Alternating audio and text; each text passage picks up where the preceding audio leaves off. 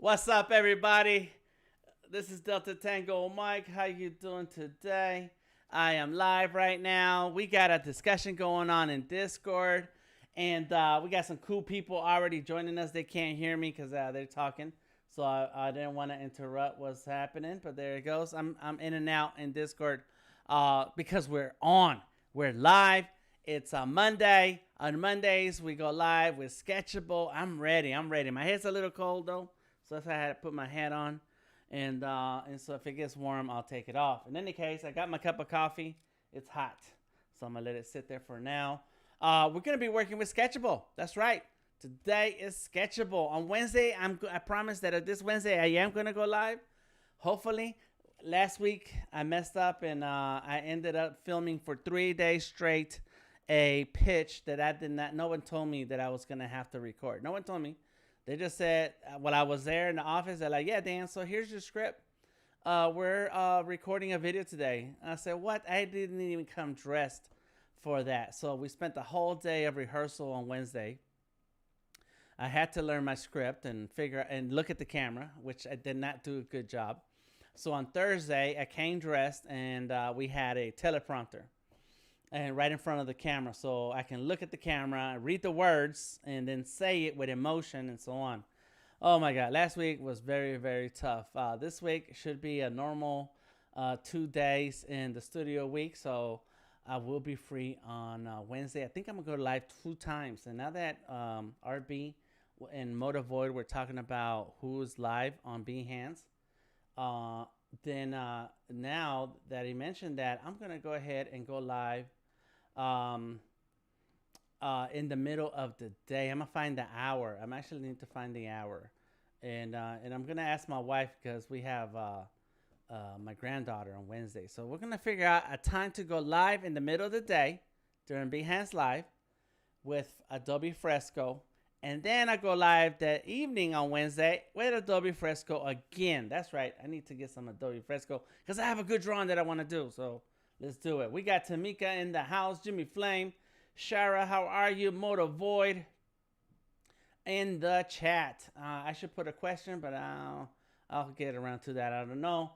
In the Discord, we have, and I think they can hear me. Yep. Yeah, I think they can hear me. We have Bree, Tamika, Motor Void, Mom the Artist, RB, and Monica. Yes, look at Monica. Big timer. Monica is a big timer now. That's it. Big timer, shot caller, baller. Yeah. Monica was moderating a room in Clubhouse, and so I was just sneaking around, lurking, and next thing I know, I get the invite to speak. It's like, nah, I hadn't had I wasn't ready for that. But Monica's like, come on in. I'm in charge now. Big time. All right. You're funny, Dan. Yes, I gotta talk about people. That's what we do. My wife and I sometimes we get something to eat. Yesterday we got some Dairy Queen for Mother's Day, and then we sat in the parking lot of the Publix just watching people.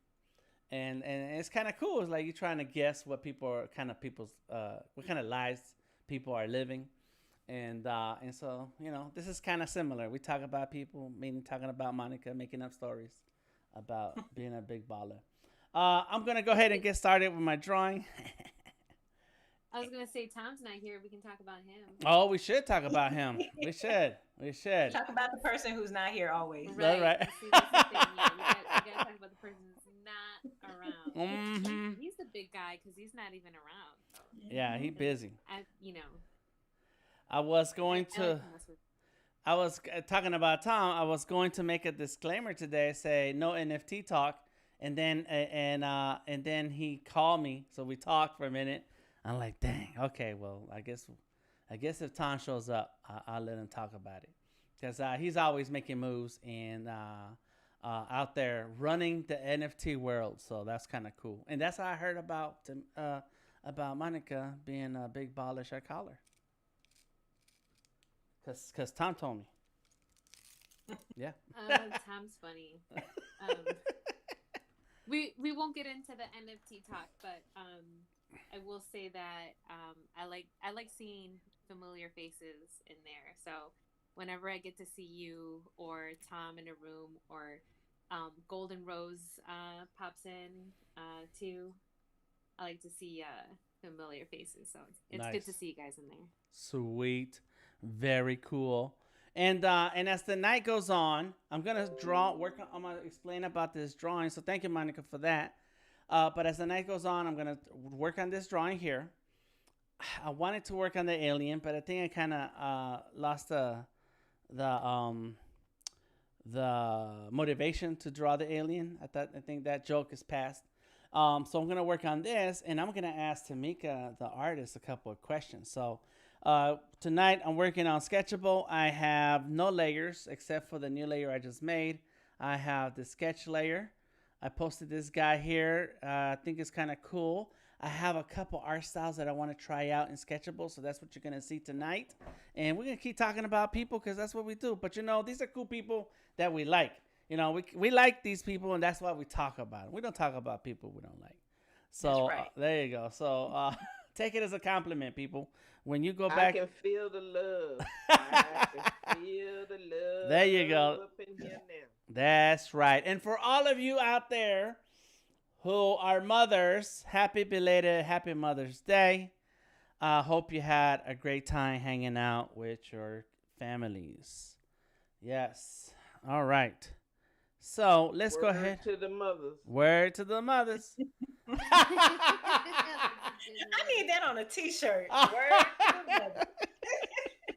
Yeah. Yeah, that's good. That's good. There you go. Take it. Somebody do a t-shirt. Oh man, that's cool. That's your next sticker. My Yeah. next sticker. Emoji. Word to the mothers. You know what? I should write that one down. So let's go ahead and make a note to that. I like it. I like it. All right.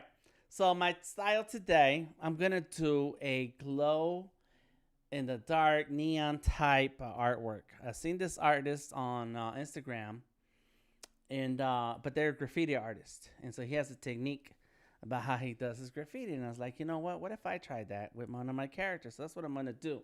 While I'm working on that, check it out. Look, some of you in the United States of America have already received your glove. Especially those of you in my Discord right now. I think some of you got a glove. I want you, Got if you, mine. you got yours, good. So what I would like is for you to take the time. It doesn't have to be right this moment, but I would like for you to take the time to put your glove on, grab your pen, and sit in front of drawing something, whatever you draw on. Okay, it can be paper, it can be canvas, it can be a tablet, and a surface, whatever you draw with. And put your glove on, grab a pencil, grab your phone, and take a picture of your hand drawing something. Once you do that, post it in the Discord so I can grab it and share it and tag a Rastamine. We'll tag Dreamatorium, and I'm gonna tag you. And have a link to the Discord for those of you who want to join. So this kind of cool thing that Rastamine made for us. Him and I, we covered the cost, and I say those of you in the U.S. got one because we did a giveaway to some of our Discord members, and their international ones did not get one yet because they're sitting right here. And so I have an international list that I need to send this to. And so I have several gloves to give away. And I already have the list. I already have your address. I just got these the other day. And so I have not gotten around to putting them in an envelope. So what I'm going to do, put them in an envelope, add some stickers, go to the post office and have to pay international. And it's not a lot. It's a couple dollars. So it's okay. To just throw it in the mail and you'll get it however long the mail takes to go from Atlanta, Georgia to where you are. And if you don't know who you are, don't worry. I have a list and I'll give you a reminder to check your mail for the glove. I got the power. I got the power. Yeah. All right. Okay, let's get back to work. All right, so what's my so the style that I want to try today is it involves this brush right here. This is the spray paint brush. I wanted a color that's kind of brownish. There we go. I don't know what happened. I must have tapped something that made the color go away. I have the airbrush, and you can put that airbrush right there so you can see what I'm using. I have my other layer. There we go. There's some artists working on their journal. There's some who made their own journal. And so if you are working on the Past the Black Book project and you have some questions, let me know. If you're working with Sketchable and you have some questions, let me know. Boom, there it goes. So what I'm going to do is I'm tracing, right? So here's what I'm going to do. I'm going to give you an insight as to what's going to happen here. All right, so I'm doing a quick outline there. I'm going to do another outline right here. Boom, boom, boom, right? And then I'm going to do another one right here. So I'm going to do a couple lines. And this is for you to see what's happening, right? So that's one layer. The next layer, new layer, brush. Now I do want the white. And let's make it a little thick. Yeah, listen, the 20s. That's cool. Let's see what that does. It's too thin. It's not thick enough, so make it bigger. Let's go 30, 35. Let's see.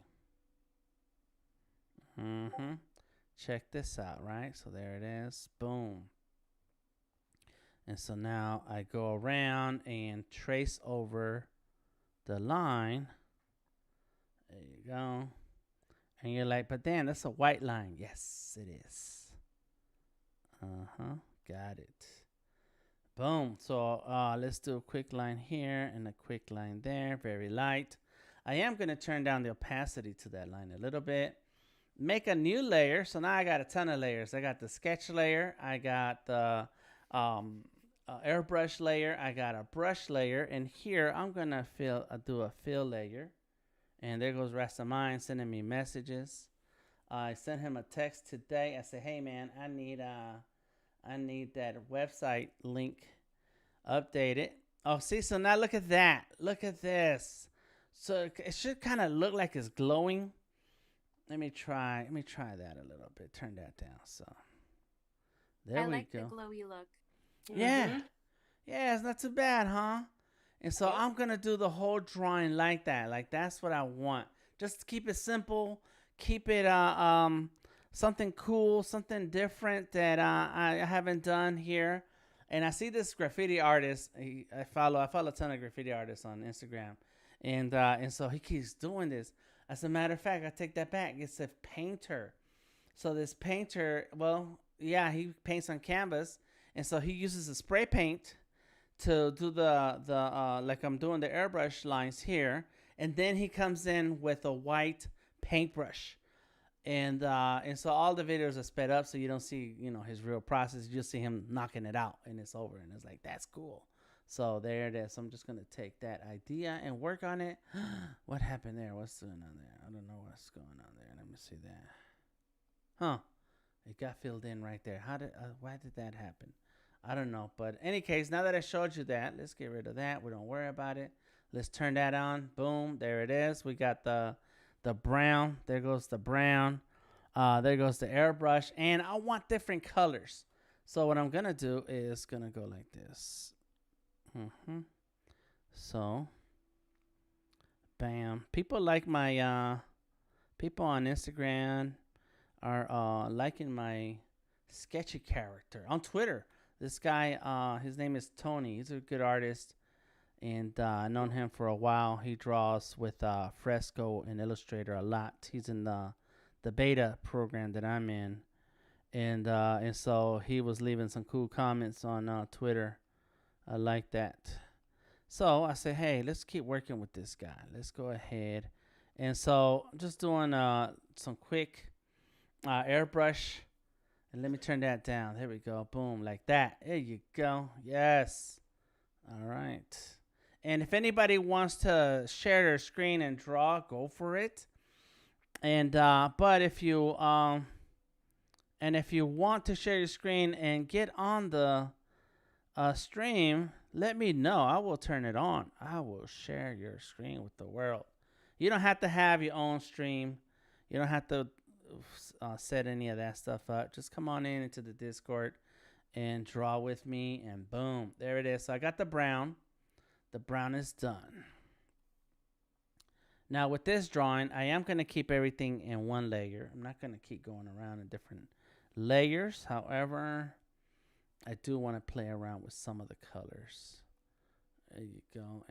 And they have to be kind of bright because they have to stand out from that blue background. Bam. And I'm going to look at my Discord, check and see what's happening. Check on, oh man, I messed up. I missed a lot of comments. Let's see. What's up, Doc? What's up? All right, let's see. No funds today. Jimmy Flame says no funds today. I always talk about the person that ain't here. That's right. Great gloves for drawing. Yes, Yarsu, they are. Is this a 110 volt or 2020 volt toaster? They are. What was the question? Yes, it's a sketchbook, not a toaster. All right, now, as we're getting into the groove, I'm just going to keep drawing and go fast, right? Because I don't need to explain to you what's going to happen. This is all pretty simple, easy process. Just tracing. You got a drawing, you got a sketch, and I'm just going to kind of trace all the different parts. There we go. Boom. Just there it is. Bam. And as I'm drawing this, I do have a question for Tamika. She is in joining us on the Discord. I'm here. Okay, cool. And I'm looking at Steve. Steve, turn down your audio. Yes, sir. Sorry about that. Or change it so you get headphones or something. Yeah. Yep. Yeah. Thank you, sir. My man. It's good to see you, Steve. So the question is for Tamika. She put out a video today. Says a creative minute, finding the energy to create. Welcome back to A Creative Minute with Tamika Grooms. Today we chat about finding the energy to create art in your daily life. And so Tamika, the artist, has a series of videos on YouTube called A Creative Minute. Tell us about the Creative Minute, Tamika. Yeah, so the Creative Minute is on my Kids Lit ATL TV YouTube channel. And it's geared towards writers and illustrators who are early in the process of trying to figure out how to produce a book, whether it's writing or illustrating. And so a lot of people in the circles that I run in, they're asking me, like, how do I have time to do all the things that I do? I actually have a little more time now than I used to, but but I still have to focus my energy in the right direction. And so the one that I posted today is about how do you find the energy to do creative activities, because sometimes we're not always in the mood to do them, but you still have to do them if it's something that you say you want to do. So this episode is a 1 minute long episode, and all the videos this month are just 1 minute, trying to keep it brief, short, and to the point, and give people nuggets of what they need to kind of figure out the process of being creative on a regular basis, and all the things that really don't have anything to do with being creative, except that you have to structure your life to be creative. That's what this series is about, is structuring your life to be a creative person. You got to structure your life. Oh my God. Yes. You do. That's right. That's the tough part, isn't it? That's the hard part. Now, I did notice some of the videos, like one of them was about your calendar, getting your calendar or your schedule and together. And so that's exactly what you need to do as an artist, as a creative, is that you have to be organized and structure enough so that it gives you that freedom to create and to get into that zone and set aside those moments and times. Dan, you've known me for a while, and I know when we used to talk before, I used to have all these sheets of paper and in my calendar, and falling out of my calendar and just trying to remember everything and writing it down. But now I live by that Google Calendar. If it's not on the Google Calendar, it doesn't exist. That's correct. That is exact. Those are the exact words I use. Like if I think I got it from you. Oh. Yeah, because if it's not in my calendar, it does not exist.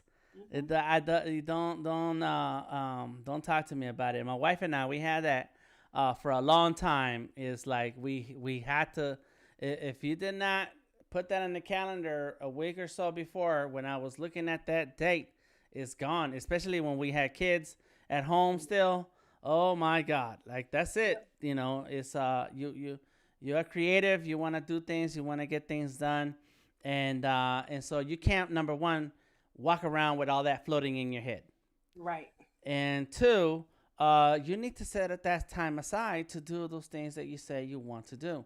And so the calendar is going to be that place where you will take it out of your head, put it down on something, and then when the date shows up, you're like, oh yeah, that's the thing I'm supposed to do today. And it makes it easy to tackle that task than to sit around and be like, dang, I got like 100 things that are on my mind. Which one should I do right now? You know, and you get stuck. And you get stuck in that moment. I gotcha. I still do write things down because it puts it in my brain in a different type of way. So I have 2 calendars, but the one that I use for real is the Google Calendar.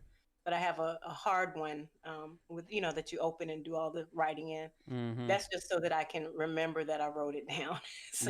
Yeah. But, the reason why I had to start doing it is because I was missing deadlines for submissions. And that was just pissing me off because it was just me not doing what I needed to do. Yeah. So it's just not being organized. And I didn't like missing the deadlines because of that. So. Yeah. No, that makes sense. I started using my calendar really hard when I got serious about my creative career, and I started using so far back we were using the paper one still, and I was like, nah, I need to knock out like a lot of work so I can have money to do certain things that I want to do. And you realize you can't just walk around with it in your head because you will lose track of some things. Some things are just not going to remember, and you owe it,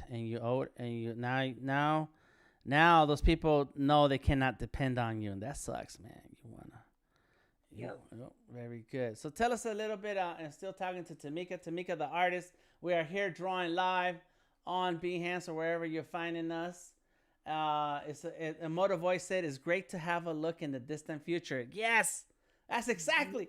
And there's a saying that says that the only way to predict the future is to do it. I forget how it goes. In order to predict the future, you have to create it, something like that. And that's exactly what it is that you're looking into the future and by going into your calendar and you're predicting what your future is. So that's really good. Nice. So Tamika, tell us about what's it take to be creative. Tell us the long version, not that 1 minute version. What's it take to be creative?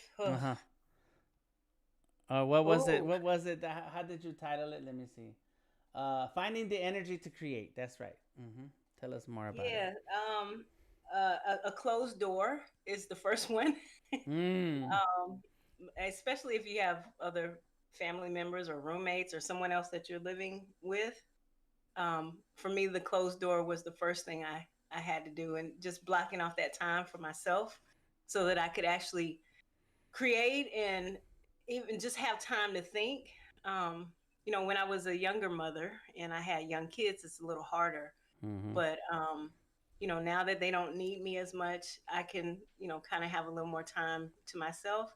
But even when they were little, we would have creative Sundays.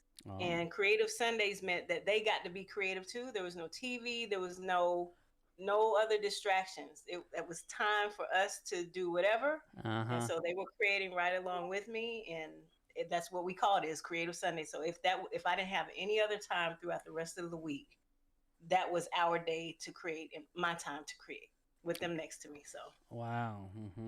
And so everybody sit down, work on something, be quiet or listen to music or whatever, but everybody concentrate on it. That's good. I Yep. like that. I like And that. so now I got creative kids that do stuff, you know. Nice. Yeah, yeah, Yeah. yeah. Uh huh. But it's changed over time, and so now having the door is good because they like to play music and sing loud and all those other things. So I have to have that everything closed off so I can concentrate. Um, the schedule is a big one, just so I can stay focused for a certain period of time. Mhm. And like now, because I'm shifting things around in my own personal life, I'm having to create my own schedule. Mhm. And so when I say that those videos are for me, it really is a reminder for me that I Mhm. have to do all of these things that I'm telling people in this 30-day series, that I have to also do those things on a regular basis. And sometimes you just need to hear somebody remind you of that. So that's why the videos are there. So is that another one of your tools of talking to yourself? Out loud? Motivating. Yeah, you're motivating yourself. That's cool. You know what I end up doing most of the time for motivation?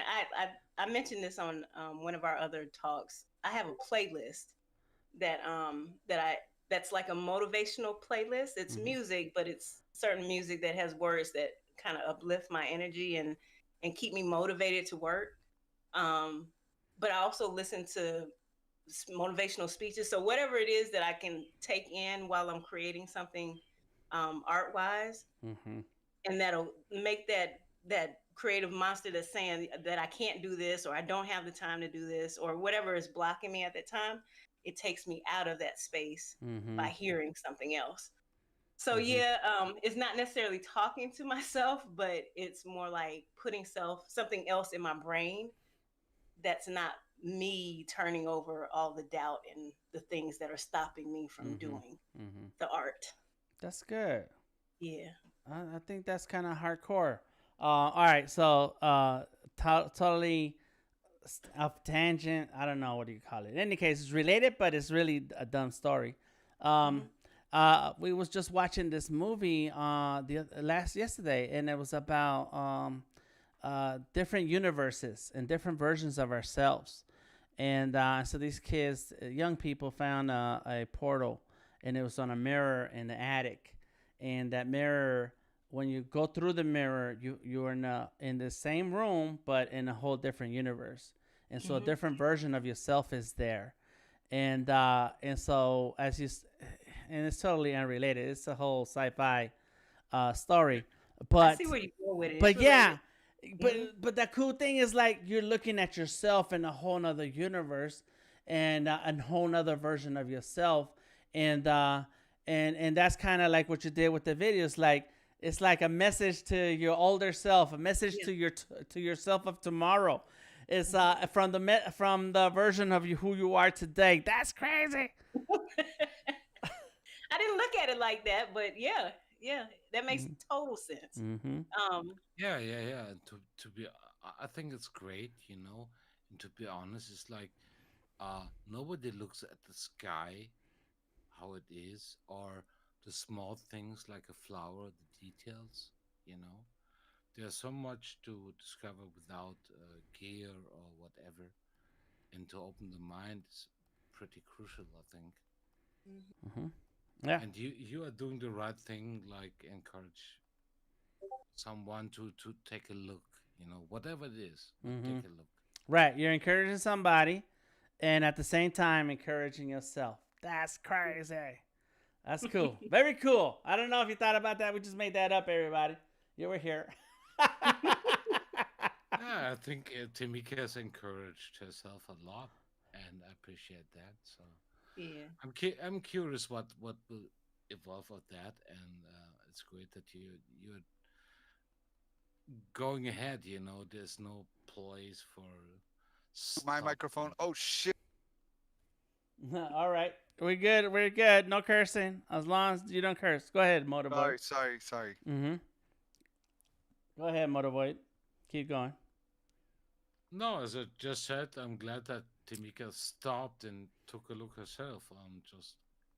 I'm, I know she will go ahead, but it's not like she's running and the others following, just Mm-hmm. Mm-hmm. But her idea is great. Like take a look here, and there, and there. Go ahead. Yep. Yeah, I'm just sharing. I'm just sharing along the way as I learn. Good. Yeah, this is wonderful. And this is the best thing you can do. All teachers can do. Mm-hmm. Mm-hmm. Mm-hmm. Very good. Yep. All teachers, and that's what you're doing to me. You're teaching. You're spreading the word.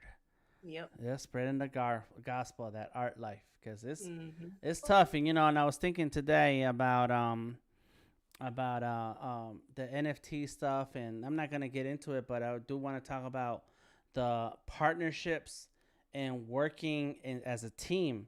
And I was thinking about how everything I do in my life is I try to team up with people.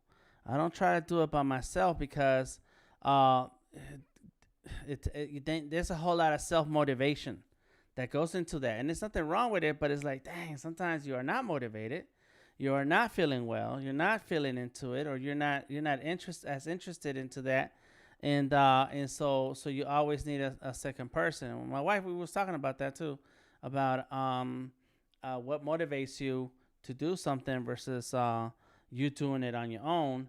And so I'm only mentioning NFTs because there's a whole lot of it that I didn't feel like doing, but because Tom, who we're talking about earlier, but because he decided to take on some of that responsibility, I'm kind of sort of doing something NFT related, but I'm not doing it. I'm doing the art. I'll let somebody else take on the another part. So then, in teamwork, then we're able to move through these different markets and boundaries. And so, you doing the videos to yourself or to others who may need to hear it from somebody. Yo, It's Dan. exactly. Oh, there goes Tom. And so let me Hey, finish just my just a, yeah. just a quick note for you don't have you don't have to do all the weird stuff, but if you have a good foundation, you can advance. Right. But Tamika, you are laying out the foundation, and everything else is Tom's business. I think he arrived, so take over, Tom. yeah, in a second. Hold, let me finish my No, no, thought. no, all good. Dan, I just Yeah. want to say we got about 30 people coming in because we're teaching how to use Discord. So, yeah, we got a little influx coming in. Yeah, All man, you're a right. loser. Yeah. That's cool. But what I was gonna finish saying is that, Tamika, what you're doing is you're becoming somebody's team member. You're becoming somebody's coach. You're becoming somebody's cheerleader and champion. By the words that you're sharing, and not just like that other version of yourself, but just for someone else who needs to hear it, and that's Mm-hmm. awesome. That's all. I received that. Thank you. You're welcome. I had to go a Mm-hmm. long way about it, but there you go. And somebody got music. Who got music? That's Tamika. Oh no, That's that's not so. me. Okay. Every time I heard you, it sounded coming out. Okay, cool. All right. So, anyways, that's Oh, that. welcome, you people in the Discord, whoever you are. Welcome. Yes, welcome. Come on in. This is the Sketching and Drawing Discord. Here we talk about art, talk about the business of art, and we encourage artists to express their creativity by hanging out, asking questions, and getting involved. And so right now, what I'm doing is sitting here drawing. And as you can see, those of you who've been here this whole time, I've been using the spray paint or airbrush. And Jimmy Flynn says, "I'm gonna try this style when I get to my computer." Go ahead, Jimmy Flynn. And so I'm trying this style because I saw an artist do it on Instagram. It's like, you know what, that's kind of cool, and it has this like glow in the dark. What do you call it? When they make those lights and they bend the neon lights. It has that neon light look to it. And so that's what I'm doing right now. There it goes. Look, boom. Yes, I like it. And so that's what we're doing so far. We're talking about the business. We're talking about art. We're talking about everything and anything that's related to what artists ought to think about, ought to consider, and in even sharing. And that's what we're doing so far. So welcome everybody. This is our world, and it's a safe space. No cursing allowed, please. No cursing allowed. All right. So That's good. Thank you What to the Tamika. hell? Thank you to Yes. Tamika for sharing. And go check her out, Tamika the artist. She has a channel on YouTube, Kiss Lit ATL. And I'm working. And next week I will be working on my book with the revamped story that I Yay. am editing now. Yes, yes. And everything that Tamika said to me to do, I'm gonna do it. I'm gonna do it. Yeah, yeah, yeah. Because that's why you ask of others to share or explain or contribute, because those others outside of yourself have a different point of view, can see you work in a different way that you don't see it, and when they give you advice, then you're like, you know what? That's why I asked, so I can take that and apply it. Don't just ask and then be like, yeah, that's cool. Nah, if you're gonna ask, if somebody's gonna offer, then please apply it. So thank you, Tamika. No problem. All right. All right. So we got a lot of folks here on Discord. Welcome, everybody. I'm going to take a moment to talk to them for a second. Yes, Jimmy Flame Neon. That's right. Umera, ¿cómo están? Thank you. This looks really good. Welcome, welcome. On the Discord, we have a ton of folks. Oh, my gosh. Let me see. Oh, somebody is sharing their drawing. Let me see. Who is that? Uh-oh. And I think it looks like it could be Tamika. Is that Tamika? It is, yeah. It's me. Mm-hmm. I want to see that last one that you started drawing too. I want to see what happened. I didn't finish it, but Okay. can you see it? Oh, I see it. Yes, yes, yes.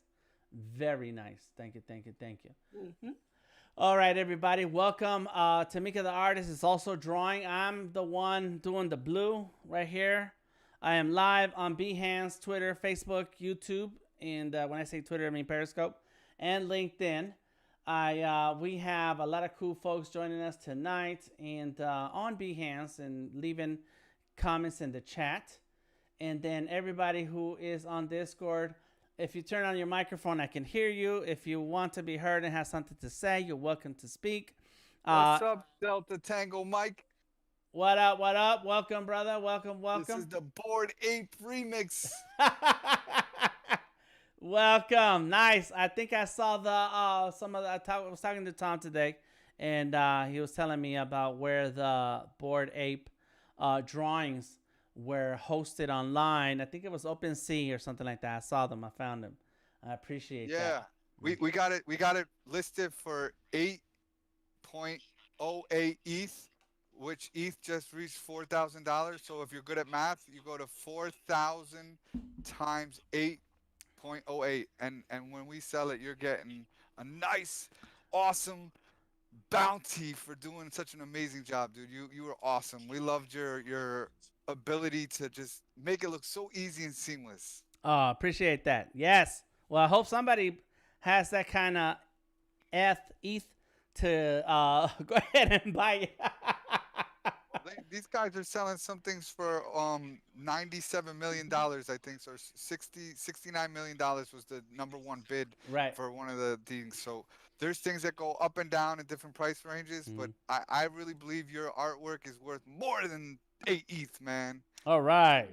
Thank you when very we much. Get you doing some more stuff. We can't wait to see you blow up in the NFT space. We got all of our crew with us. We're educating them on how to do the screen sharing, and you inspired us. Awesome. Great. That's good. That's it. And you know, and I think what we get out of that is besides the notoriety and maybe some ETH. I don't know how to say it. I keep hearing it, but I don't know how to say it. Ethereum, right. So when you say it short, you say it ETH. ETH. You say it ETH. And so, you know, that's the conversation right now. But the reason for sharing is your artwork and your screen is to feel that creative energy. And that creative energy we were just talking about a little bit ago. And that's what the space is for, is to feel the creative energy, get in it together, and get people drawing. It's not about being an artist. It's not about creating something that's going to go somewhere else, even though that is highly encouraged. It's more about having that chance and that opportunity to be with somebody who cares about the art that you're creating and that experience that we all get to share. So welcome, welcome, welcome. I want to give a shout out to everybody who's here. Clev Cosmic, dollar sign Hitsy. Okay, I'm not gonna say it that way, so I'm gonna say Hitsy. ABN Live, Alexander Mazet, Chris Bexar Daza, Mom the Artist, Migzai, Michelle Victoria, Marlies, Francis, Cajon. I don't know how to say your last name. I'm sorry. Moon R Vibes. We got a lot of folks. Motor Void, Only Any, Plasky, Q Digital, Tracy, The Art School Tourist, Steve Festus, Soul Curry Art, Ryan. Oh my gosh, Ryan. Is this the Ryan? Oh, it's a Ryan. I thought it was the Ryan I know. RB, Zach, and then the names keep popping in and out. Welcome, you guys. I appreciate you coming through to the Discord. This is a safe space. You're free to share and talk and engage, and share your screen if you want to draw. And if you don't know how to share your screen, let us know and we'll help you. Welcome, welcome, welcome. Cool. All right. So I got a couple artists drawing and sharing, and that's really cool. I like that. I appreciate it. All right, so let me finish my drawing so I can move on. I have another version of this drawing that I want to do. So right now, I'm almost done with this. It's not too bad. I use different kinds of layers for this. Let me turn them off. It started with the sketch. Did Bree fall asleep already? Where's Bree? I love the snoring. This is so real life. Yes. ASMR. It's a boring ape like I'm loving it. It's all right. I got my coffee because I don't want that snoring to take me down. But it is cool. You must be immune to coffee by now, Dan. Like, I don't even think like it works on you. What happens is I buy different kinds of beans ever so often. I gotta keep switching it around, and then you don't happen to Irish up your coffee, do you? No. What's that? How do you Irish it up? Put some alcohol?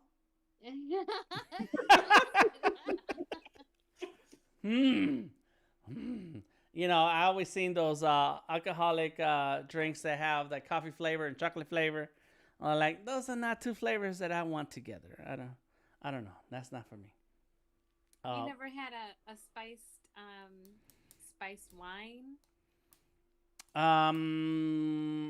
No, I can't say I have. And but when I was a kid and I was living in Mexico, I used to see the grown-ups spike their cinnamon tea, the canela. Yes. Yeah. I was gonna say that. And so I've always wondered about that. As a kid, I thought it was normal. It's like, okay, that's what grown-ups do. I can see them doing it. Now that I'm a grown-up, I was like, why would you do that? Like, how could those flavors go together? I don't know. My grandma used to call it a hot toddy. Yes. It works. It works. Okay. So I'm gonna need that. Keeps you warm, that's for sure. Yeah, That's yeah. true. And a lot of times when I saw that happening, like in Mexico, my family, they were all merchants. They were always selling something, and so there was those festivals that last for days.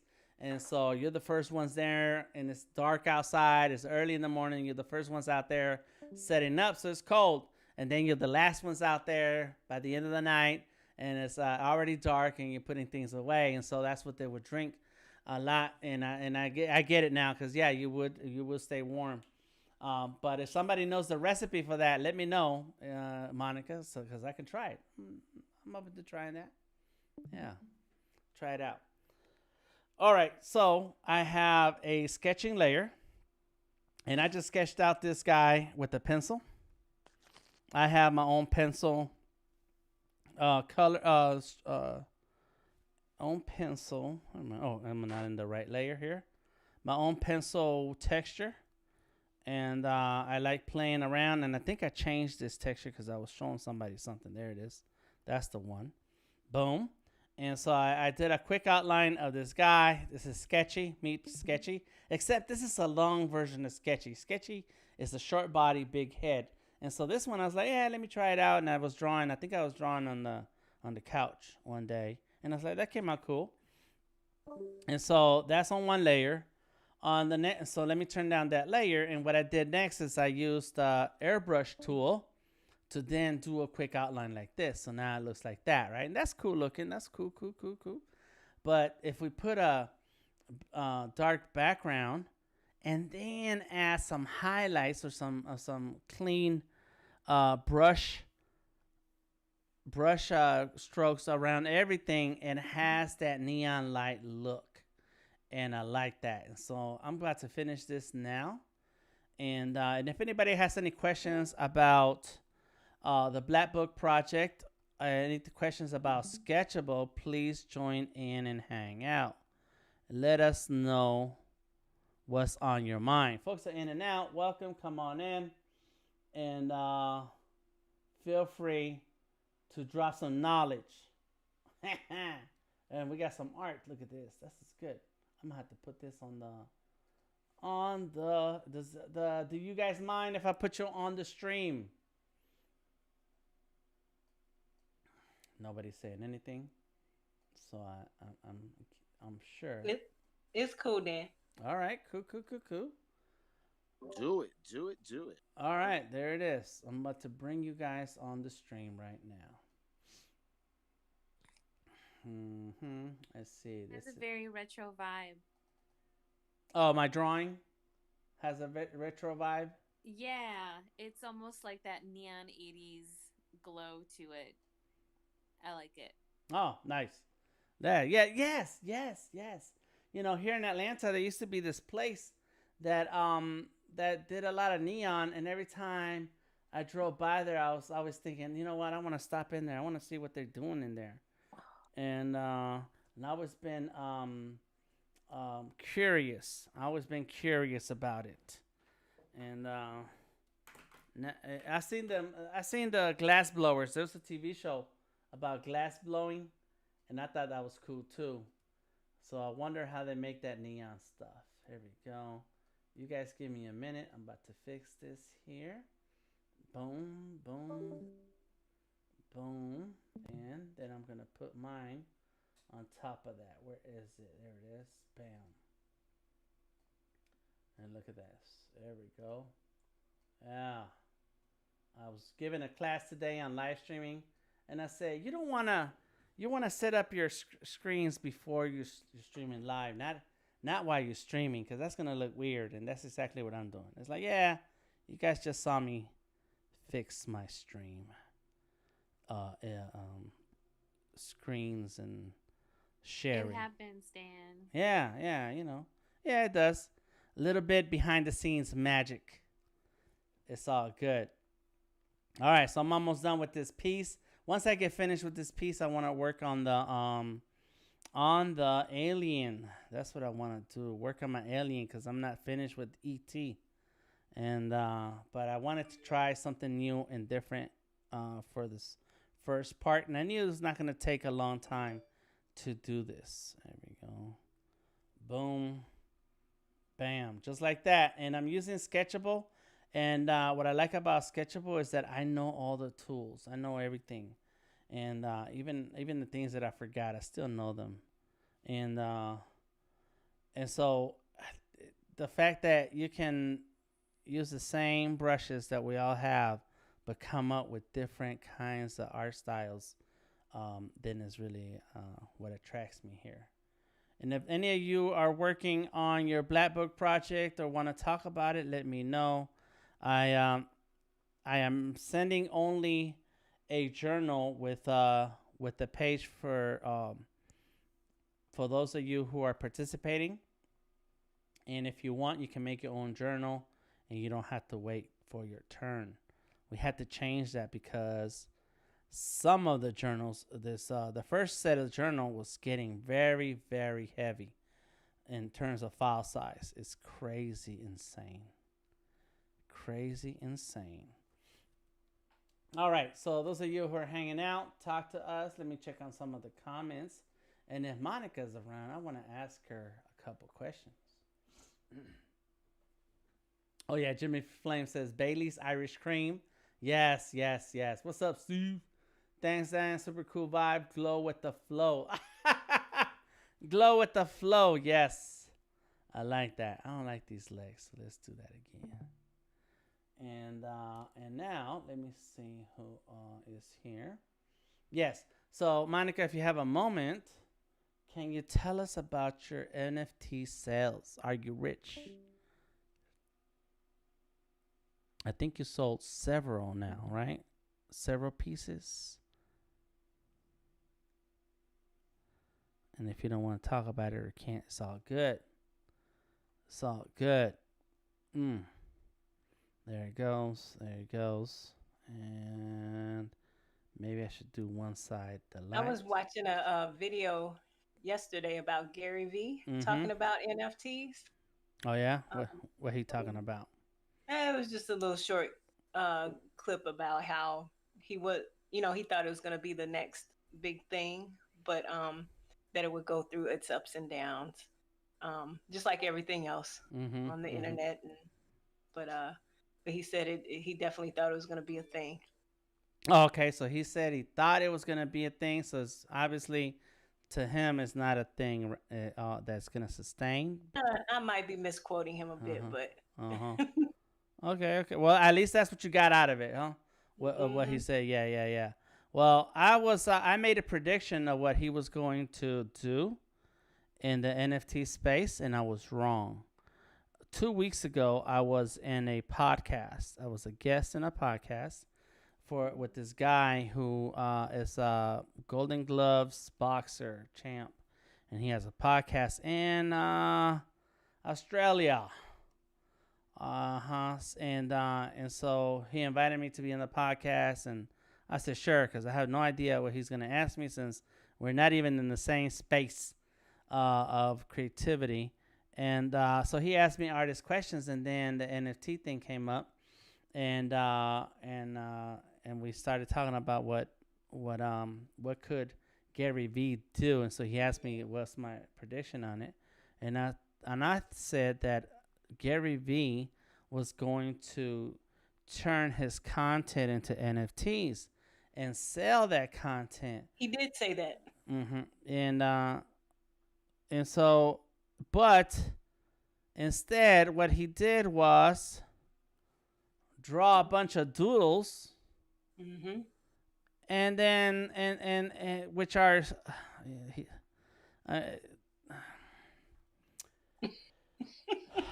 If you are a creative, if you're a person who wants to draw, go ahead and draw. And if you come up with doodles like that, because I know somebody who can doodle like that, but that's his style. So if you doodle like that, that's cool. Well, all right, that's art. But if you're doing it because that's the fad, then and that's what Gary V is doing. Then it's like, man, come on, what are you doing? And like, you actually have content that you can use right now, and make it a collectible. But instead, here you are gonna misuse an art form, and say, okay, here's my NFT, but my drawing comes with access to me. You can have dinner with me. This NFT comes with VIP tickets to my conferences for the next 3 years. Like, why can't you stay in your lane? That's kind of like what I got when I saw it. I was like, oh man, what a disappointment. But I was wrong on my prediction. But if he had done what I predicted, then it would be him staying in his lane as a content creator and marketing the content that he creates. And so there's a good and there's a bad, and I'm not gonna say anything. I'm not gonna say I'm on either side of the camp. We are talking about it, as I think it's interesting. These are the times that we're living in, but at the same time, I will do whatever I feel like doing now. But at the end of the day, it's gonna be related to art. I'm not going, even if I decided to start to open up a stand and do fried chicken wings, I'm gonna find the Mexican version of it, because that's my thing. I'm not just gonna do something just because that's the market. Okay, the cool thing is food trucks. Okay, cool, but that don't mean I'm just gonna do any food truck. I'm gonna do something related to what I do already in my passion areas, you know. So, anyways, that's all. I'm sorry, I don't want to go too far too crazy on it. But isn't it kind of like he's testing the market, with what he probably understands about NFTs now and how he feels like he could fit in? Yes, but don't do it with that. Yeah. Don't do it with that. Do it with the stuff you do and he knows. And then it's really like pre-selling. He's really pre-selling tickets.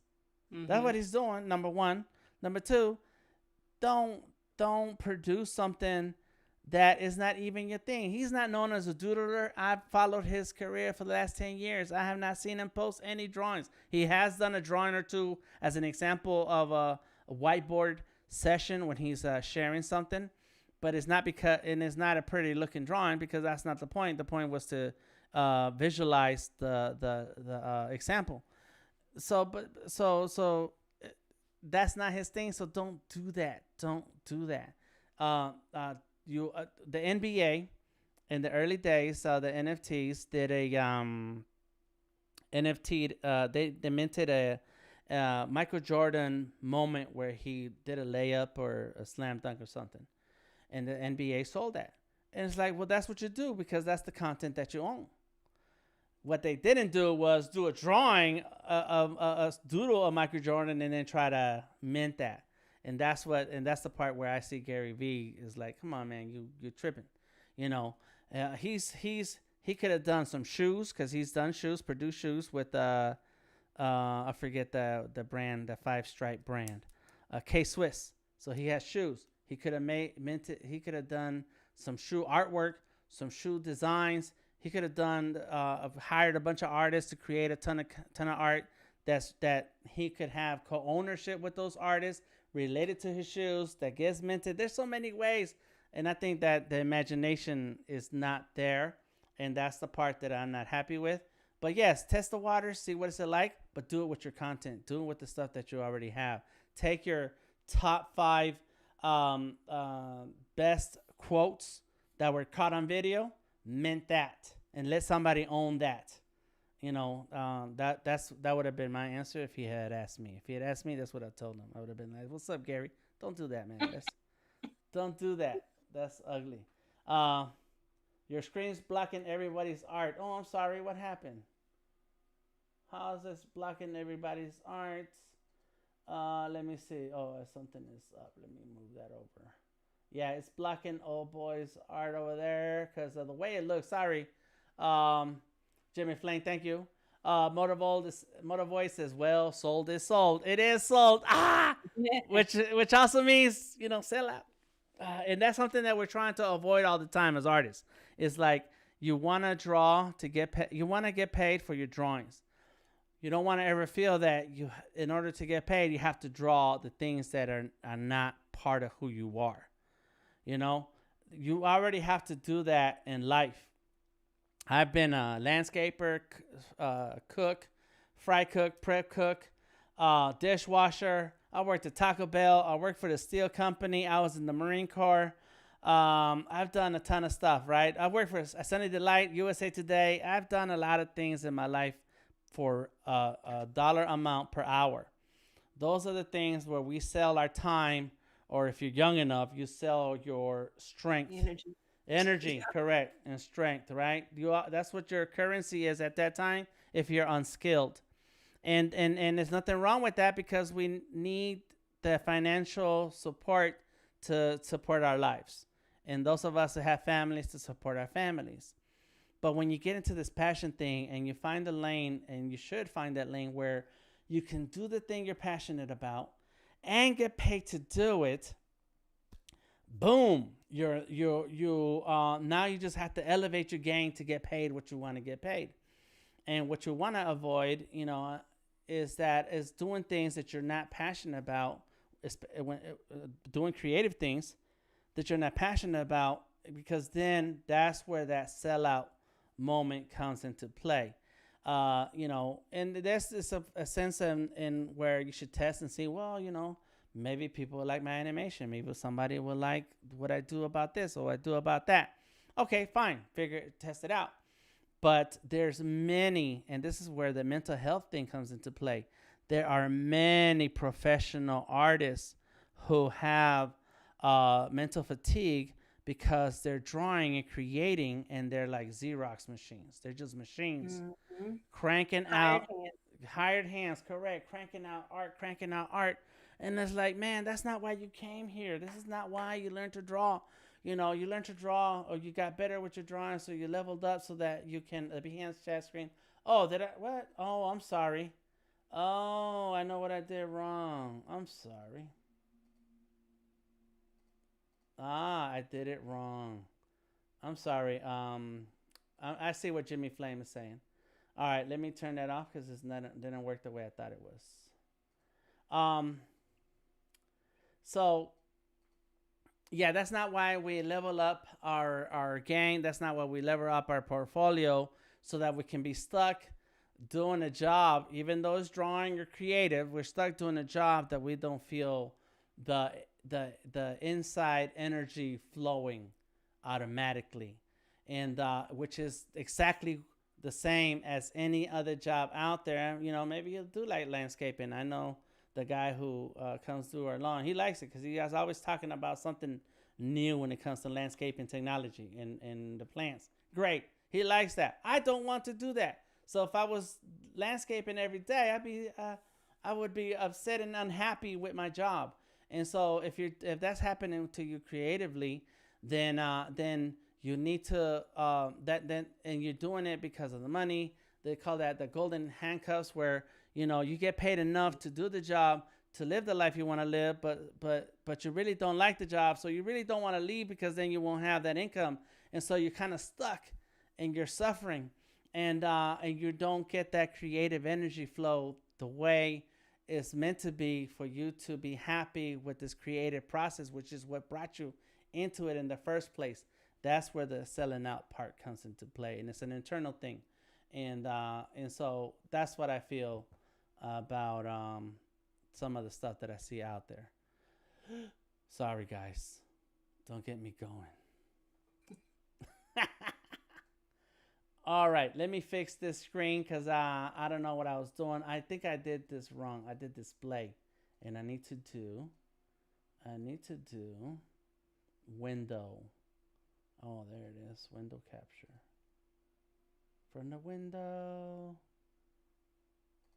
Let me see. No, not that window. There it is. Boom. Here we go. Okay, I'm sorry, everybody who I blocked out with my with the chat. That's crazy. Thank you, Jimmy Flame, for letting me know I was tripping. There goes Tamika's drawing, looking really cool.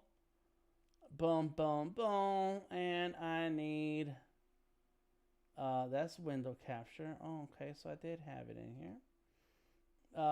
There's my thing right there. Boom. And now I'm going to switch it.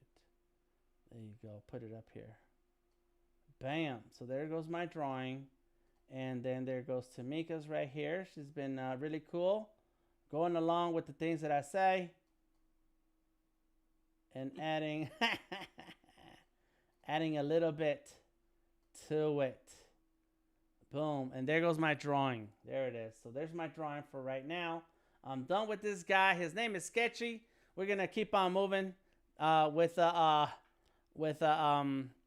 stream and talking about art. Okay, let's keep it positive. That's one thing I did do with my podcast. That time I was in that podcast 2 weeks ago. I was like, yeah, let me switch gears and talk about why we do what we do and what's fun about it. All right, the Behance chat. Yes, thank you, Jimmy. I don't know what I was doing. You got it. I'm gonna try to pop in the Discord soon and draw some stuff. Come on in, man. Motor Voice says one can question everything, but never question oneself. You should not question yourself. And as a kid growing up, I always told myself, I'm never gonna regret anything, any decision I make in my life, and so there's been plenty of things that have gone wrong, and I felt like, you know what, that sucks. I should do better, but I was talking to somebody today, and I was talking about this computer that I have to the left of me, and right there you can see it right there.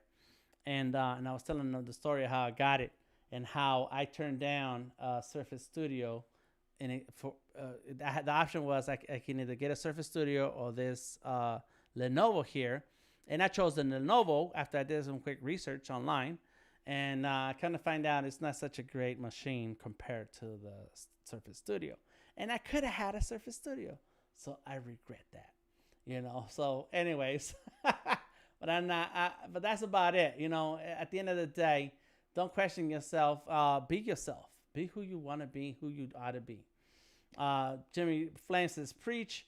Bruce says, DTN got passionate. Yes. Thank you. Motor Voice says, unstoppable force hits immovable object. We're in this together somehow. Yes, we are. Hey, Christine, how you doing? Happy Monday. Come on in. How's everyone tonight? We're doing well. We're hanging out and talking about art. And I like this, Tamika. You got somebody doing a skateboard thing? Yeah, I'm just doodling around. Well, not doodling like Gary V doodling. I can talk bad about him because he's not here. Yeah, he's not here.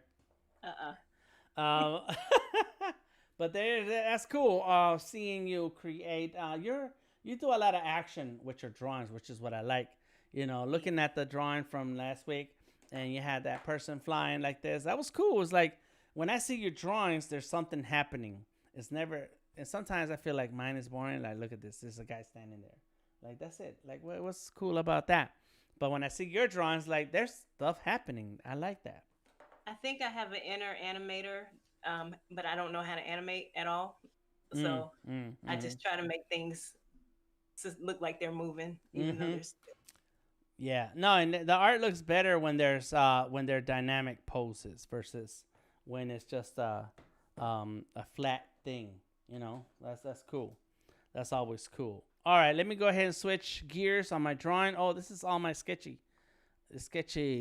characters, and there goes that monkey I did last week. So let's talk about this monkey for 1 second. This ape.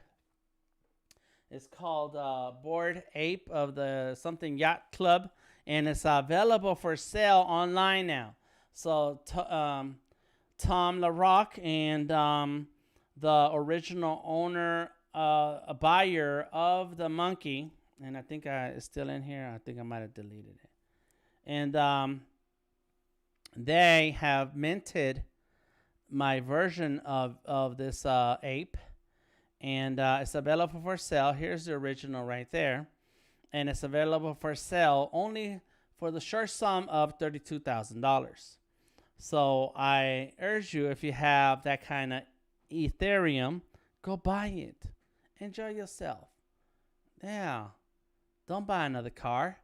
Buy an NFT. Yeah, there it is. That's it. That's my sponsored moment. Oh, there we go. I'm not saying it was aliens, but it was aliens. So there it is, the beginning of my alien. Let's see if anybody else is sharing some art. No, just me and Tamika. Anybody? Oh, what's up? Bruce is in the house. Daza and Motor Void. Ryan is still here. The art school tourist, Mom the artist. Tamika, word up, word up, word up. And let me see how to go back to that. Bam, there it is. And get me organized over here.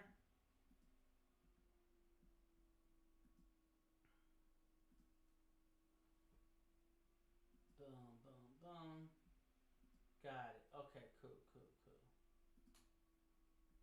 Yeah, Tom was correct. There's like a ton of people in the server now, which is cool. But I want them to come and draw with us. Have a little fun. All right, so here is my drawing, right? So this is the fill color in the body. I have a shadow already, layer, right? And then I have, what is this here? This is a different outline that I did not like. Get rid of that. And then here is the original sketch. Excuse me. And in the original sketch, we have Giorgio, the aliens guy, right? He says, I'm not going to say it was aliens, but it was aliens. Let me put this a little bit down here like Are that. you gonna color the other alien too? Yes, I am. And you know what's crazy is that there's a lot of detail here. So I am going to do the alien, but I'm going to finish E.T. Giorgio first. Because this one on the right side is going to be crazy. It's a lot of detail. Are you gonna keep the sketchiness that's there? Yeah, you like it, huh? I know. I do. Yeah. Yeah, this is why I like Sketchable, because I was able to find and create my pencil brush the way I wanted to draw, and it has just this unique look to it that's It so does. amazing. Yeah. Yeah, but so I think I am. Now that you mention it, why not? Let's try that out. So when I get to the alien, I'm gonna do it in the pencil sketch style, but still color it in, do some shading and highlights. But ET is gonna have more of the inking look, and so let's roll with it. So here we go. So we got the outline, right? There's the outline done. I like the shading. I got the shading done. Now here's the trick that I use for the shading.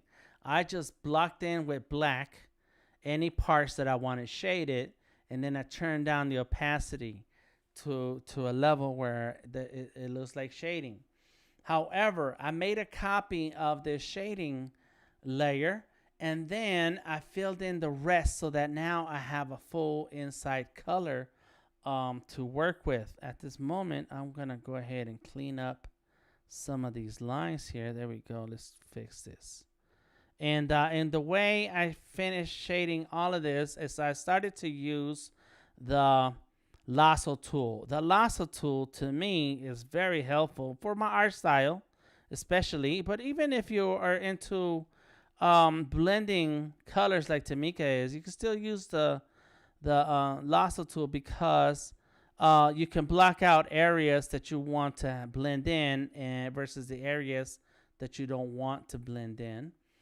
And so it's really cool to use the lasso tool. And I've never been into the lasso tool because most of the time I'm a vector artist. So we create shapes with the pen tool. So no need for lasso tool magic. But now that I'm really drawing with and coloring with Sketchable, it's like very, very valuable. It saves you a lot of time. You know, you can fill it in and scrub back and forth with the pencil, but it's when you need to get that solid colors in, like I'm trying, then the lasso tool helps. Boom, boom, bam, bam. There we go. All right. And so I can always come back and clean this up, but I'm gonna make a couple of copies, because what's gonna happen now, I have this filled in, right? So now I can make a copy of it. I'll duplicate it, and I'm gonna turn off the duplicated version and just leave it alone for now. I'm gonna grab my shadow and bring it up. Come on, shadow. Maybe it goes here. Come on. Nope, doesn't want to. I'm gonna use my mouse. Click it and drag it. Got it. Boom. And then I can turn down that red, and look at that. Now I can turn down the red color, turn off the sketch, and now I have a fill color, a shadow color, and the outline color all playing together and giving me this look right here. I like that. Above the shadow color, I'm gonna add a new layer, and I'm gonna come in with some white. So let's get the white color in. I think I want the airbrush. Let's turn it up, and now I can go like this, right?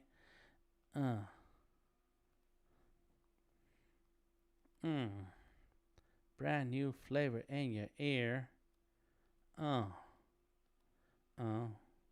bow, bow, bow. There we go. And now that I have some of the highlights in here, what's really cool that I can do is grab the eraser, make the eraser nice and thin, and then I can clean up some of these edges.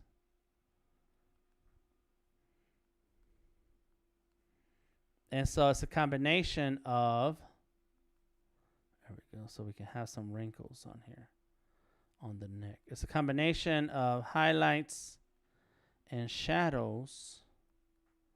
Every time I say shadows, I think about Outcast. Shadows, they know where you live, and they see what you drive, and they say they're gonna put one in your hand. There we go. Look at that. And so now you get this cool little detail on the neck, and I can get my eraser, the other one, turn that up, turn this down, and then get rid of some of it. There we go. Adds extra texture. Bam. Get my other eraser. Boom. Back into the detail. Yeah, just like that. Very cool. More airbrush. Come here, airbrush. What's up? There you go. And then do.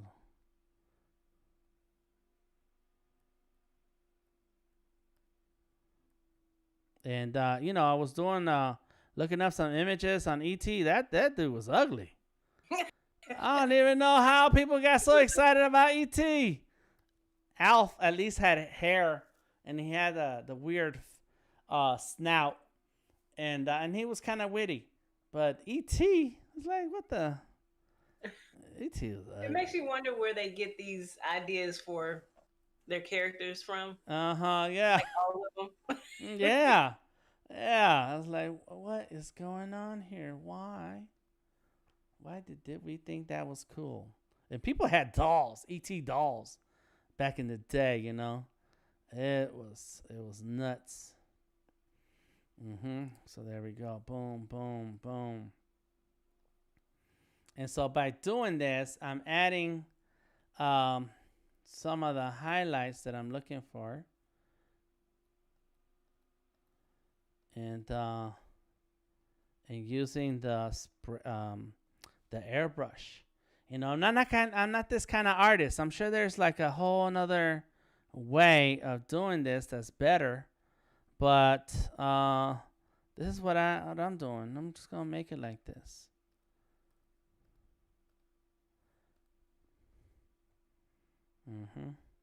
People like Monica and Tamika, they know how to do pixel art. Me, I try to blend until I can't see pixels. Yeah. That's my technique. Hey. I don't know if it works or not, but hey. Well, you've been making books and selling them, so it works. Yeah. Yeah. I always have areas where I can learn more. Yeah. There's always something you can see. As long as the client is happy, then you're doing good. And because you're always gonna see something, you're like, I could have, I should have. But I'm not gonna tell them. Especially when I was doing tattoos the same way. It's like, oh, you like it? Okay, great. Good. Because that did not come out the way I thought it was going to. I'm not talking about your tattoo, Tamika. I know. I like my tattoo. Yeah, I know. I'm messing. No matter what you say, I like mine.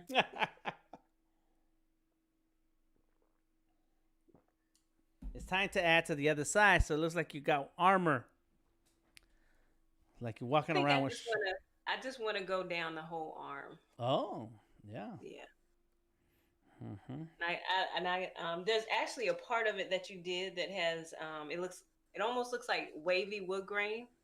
Oh, really? And, yeah, at least that's what it looks like to me. But it's a wavier pattern. I want more of that. Okay. On the arm. So that's the part where I close my eyes and I just say, well. It is what it is. But I like it. Okay, no, that's good. I miss. Yes. But that's how you question yourself as an artist. You're always questioning yourself, always doubting yourself. You're always thinking about, well, I could have done this, I could have done that, I should have. and uh, and that's natural, you know. That just happens, um, and we learn from all of those things. So how long have you been doing tattoos? I started in 1995, so somebody do that math. A It's long time. Yeah, it's a long time. I came out the Marine Corps in '94, and I got here in '94. It was September, and it rained for 30 days straight. The whole month of September, it rained. I never been. Well, I guess I lived in Oregon before, and it used to rain like that in Oregon, and where it would rain for weeks and weeks and weeks, and then it'd be real cold. So I was here, and within the first week, my friend, who I came here for because I met him in the Marine Corps. I came here because he told me that Atlanta was coming up, and so he took me to a temp agency to go do manual labor. I was like, cool, let's go. I gotta work and earn some money. And so I started to meet his friends and hanging out. And so one day in 1995, the Olympics was coming. So it was like Atlanta had the big buzz in those days. And so I was hanging out with this friend one day, and I always carried my backpack. To this day, I still have a backpack with stuff ready to go. And so he pulls up to the West End, and there was a tattoo shop there, and we stopped like right in front of it, and he says, "Go in there." I said, "What do you mean, go in there?" He says, "Yeah, go and show them your work." And I had never ever pitched my work to anybody ever. I wasn't selling or doing logos or anything. I wasn't doing anything with my art, just drawing whenever I felt like, and I carried my work with me, and it was all paper in those days. It was all paper. It was nobody had tablets. Nobody I knew had tablets, and so I said, all right, cool. I'm not scared, but I wasn't prepared. So I walk in there. I say, hey, how y'all doing? My name is Dan, and I came in here to show you my work. And they're like, all right, let's look at it. Now, this is 1995, so there was only like a couple of tattoo shops in the whole state. You know, whereas now there's a tattoo shop in every neighborhood, in every corner. There's a tattoo shop, and it's a cool thing now. It's cool, but it wasn't cool in those days. So I walk in, I show them artwork. I always have my portfolio with me. I didn't know what a portfolio was. I didn't even know how to do one. I just kept my drawings with me. And so they look at it, and they like my drawings, and then they ask me, do you like to hurt people? And I was just out of the Marine Corps, so I wasn't sure how I was supposed to answer that. I was like, I was trained to hurt people. I said no, and they're like, well, you're gonna have to, because tattoos hurt. I was like, all right, and then that's it, and they gave me a job that same day. They're like, you can start. I was gonna be an apprentice, and I was gonna learn the art of tattooing, and I was there 2 weeks, and I quit. And what's crazy, what happened is that when I left the Marine Corps, I told myself I was never going to let anybody yell at me again. Yeah. I was only my mama can yell at me. And so they weren't paying me. There was no pay, and there was no like real roadmap to being a tattoo artist. They just say, you're going to hang out, you come, you sit down, and you help us draw stuff. And I was like, okay.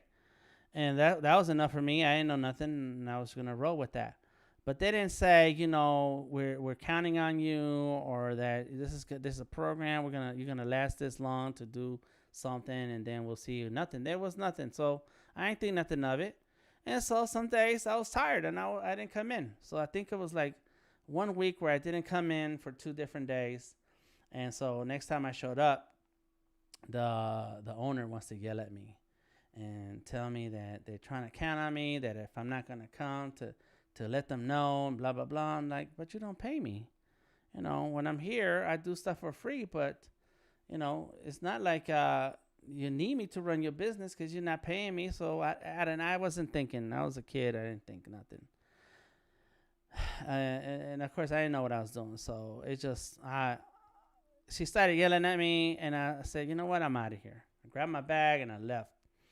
And but that's it. I already had that tattoo bug. I wanted to be a tattoo artist, and so I left, and I started everywhere you go in Atlanta. There's some places that have like a table with flyers. There's always a flyer, some business cards or something. And so I saw a business card, and it had a tattoo shop listed in the card, and I was like, let me go check out these people. And so I got on the MARTA train. I called them up, asked them if I can come by and see their shop. They said yeah. And I got on the MARTA train, went over there, and I showed up. I show up, and it's a house. And I'm like, what is going on here? How can you have a tattoo shop in a house? And it's in Decatur. And so I walk up to the house, and I'm ringing the doorbell. Let me see any comments in case anyone. How do you ask areas with Sketchable? Hey, you're awesome. Thank you. Yes, lots of tools. Thank you, Jimmy Flame.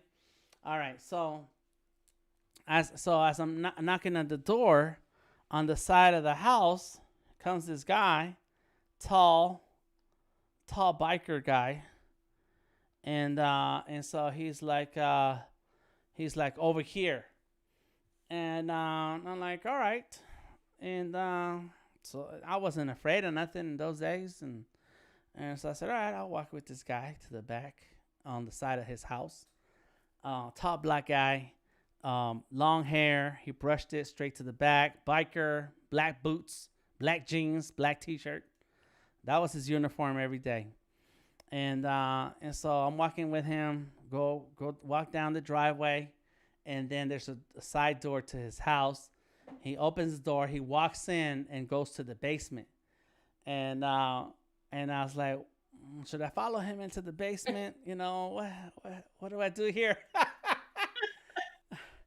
But you have a ring training though. So yeah, I wasn't scared, but I wasn't sure if that's what I wanted to do that day. Yeah. Did I come out my house ready to fight today, or I was like, oh, all right, let me go see what's up. Man, I took the steps down into the basement, and it was a tattoo shop. Like his whole basement was an actual tattoo shop. He did have a washer and dryer down there, but he had chairs for people to wait. He had a tattoo station, and I was like, whoa, this is a real tattoo shop. White walls with artwork on the walls, all that stuff. And I was like, all right, this is cool.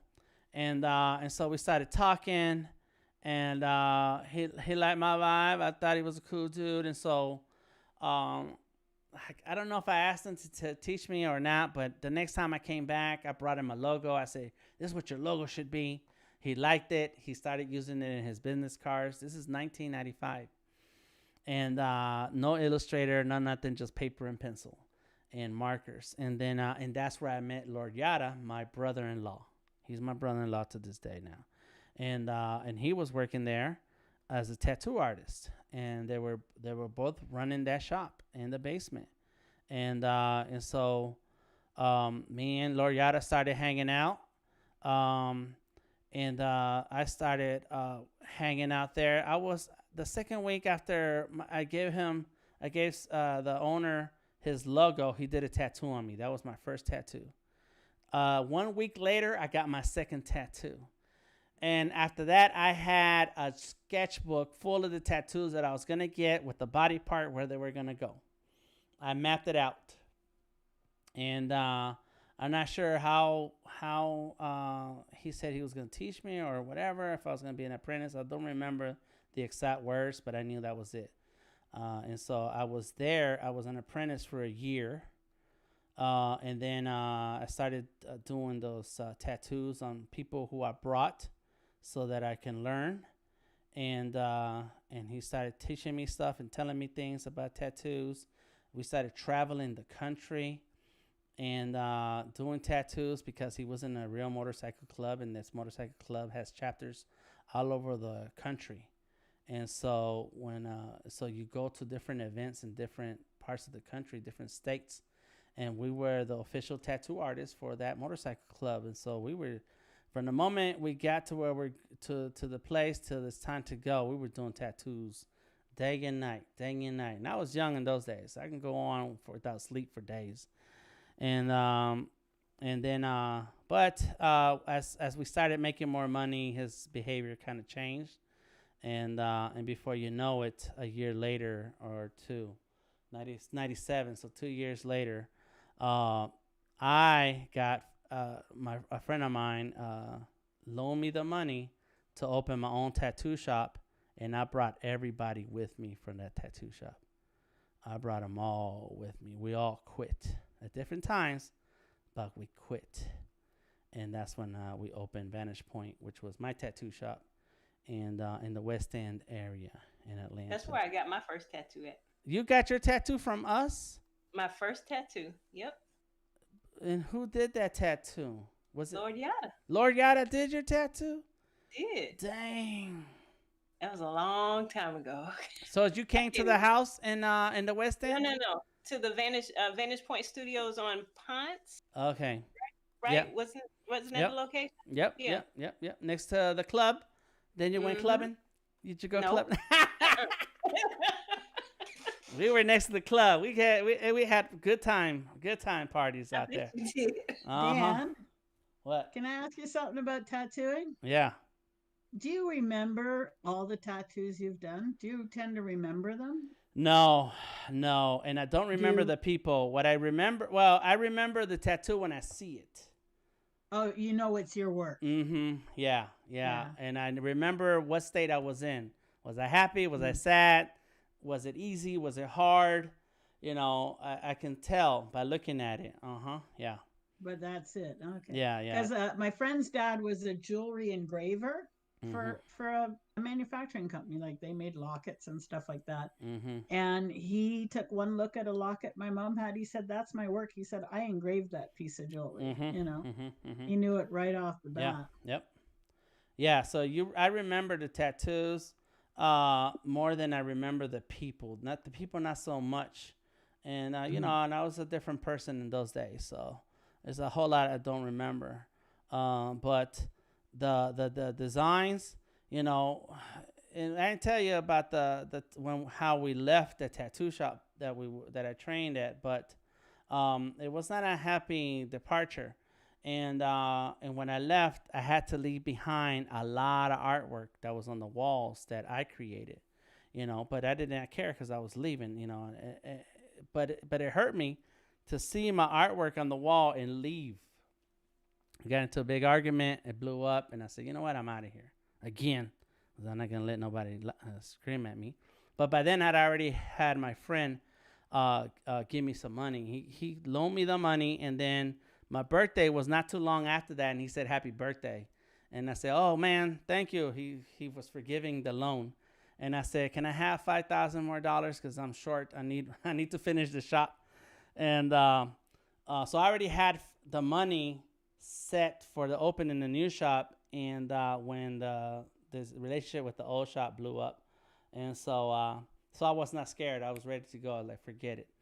But I left behind a lot of artwork that I felt bad about. It's like, you know, that's my drawings.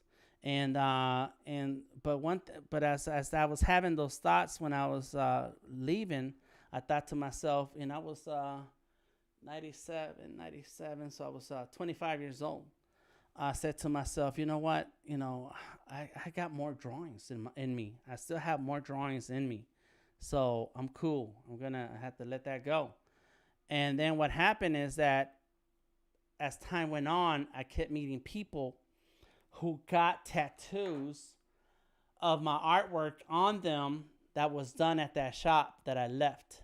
And the artwork on the skin did not look like what it would have looked like if I had done the design, because I knew what that design was supposed to look like in the end. And when you see a stencil or an outline of a drawing, it has one look, and it's up to the artist to bring that vision to life beyond what it looks like. And so, I don't know, just thought I'd tell that story since you asked about seeing tattoos. Is that I would come across people, see the tattoo, and say, that's my drawing, but that's not my tattoo. I didn't do that because I would not do it like that. Yeah. Did it bother you that it Yes. wasn't executed? Yeah, it bothers me right now. I'm feeling anxiety right this moment talking about it. Yeah, it bothers me now because, and it sucks because, your art is your, you feel like your talent and your art is an extension of yourself. Yeah. That's how I feel all my life. It's like, so that's why artists feel that tension when somebody starts to criticize their work. It's like, whoa, you about to offend me, watch yourself. And, they're not trying to offend you. They're talking about the art, and you have to take it that way. But there's a part of yourself that you're putting into the work, and you fantasize in your mind what this drawing would look like. And when it's not done that way, you kind of feel a little pain. And for a long time, I had a client in Texas who was paying me to design the tattoos, and he was getting them done from somebody out there. Oh my God, those pictures he was showing me of the finished tattoo were terrible. The tattoo designs, they looked awful on his body, and I was like, that's not how I drew it. And if that person is a professional, it would not look like that. It would look better. And I haven't talked to him in years now. But it's a hurtful thing. You're like, my art deserves more than that. But once you left it behind and you didn't finish it, it's not your art anymore, really. No, they didn't do your vision, right? Right, exactly. They did not do my vision, but at the end, but still, I feel like if I, like, it's like, like your babies, your children. Yeah, I wanted to say children, but yeah, it's like something you created something before you. This did not exist. This did not exist before you. It exists now, and like your children, you want them to have this kind of life, where it's like, yes, you're free, you live, go on to the world. And babies have been abducted by a cult. Yeah, they're in a cult, correct? And they're looking at you strange. You're like, what are you talking about? I made you, But something happened. There was something wrong between the moment I made you to the moment somebody put you on the skin. That person in the middle didn't know what they were doing. And anyways, I'm ranting. But you don't feel the need to redo it properly on somebody else or anything like that? I do feel you do, but there's some things that you just can't fix. You can't just redo. Yeah. You can't, because you're just gonna make it worse. And then the person not to fix somebody's tattoo, but to do the tattoo new on somebody else. Oh, all day. Oh yeah.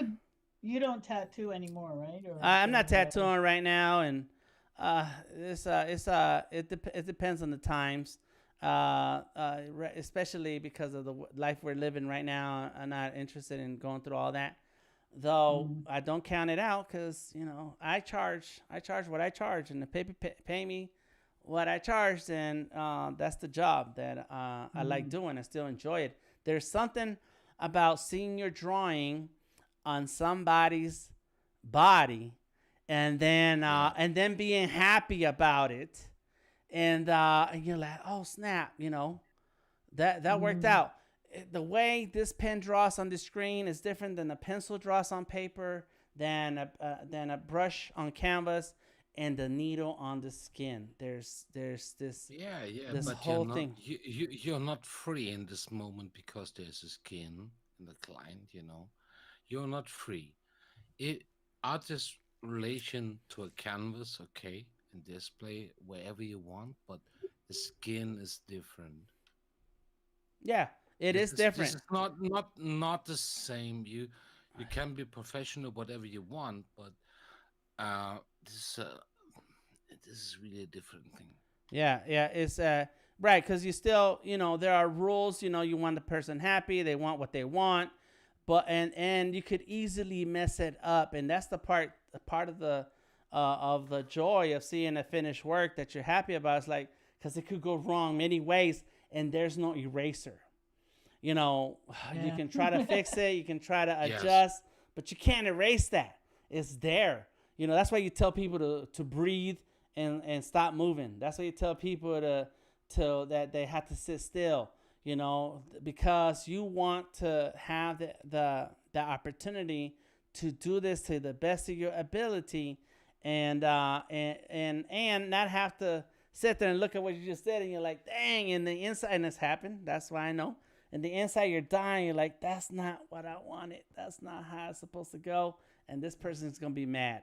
And there's been times when I've given people their money back, and because it just didn't work out. No, everything you did, it was just something about you at that day, that moment, that just you just couldn't bring this tattoo to the point where it needed to be. And there's been many tattoos where you start them and you don't even know how you're gonna get there. Like, you know what the idea is, you have the sketch, you have the outline, but you're like, I don't know what's gonna happen when I get to that point for this other thing. So you say, okay, we'll see what happens, and then you go and you rely on your talent, you rely on your creativity, you rely on your skills, and you're sitting there, boom, boom, boom, boom, boom, and then the moment hits you, oh, I know what I'm gonna do, boom, boom, boom, boom, and then you're like, yes. And then there are days where like, oh snap, oh snap, that's not it. And then you try to clean that up, you try to fix it. It's like, damn, it works, looks worse. Oh, I messed this up. Mhm. Yeah, but that's exactly what's going on, you know.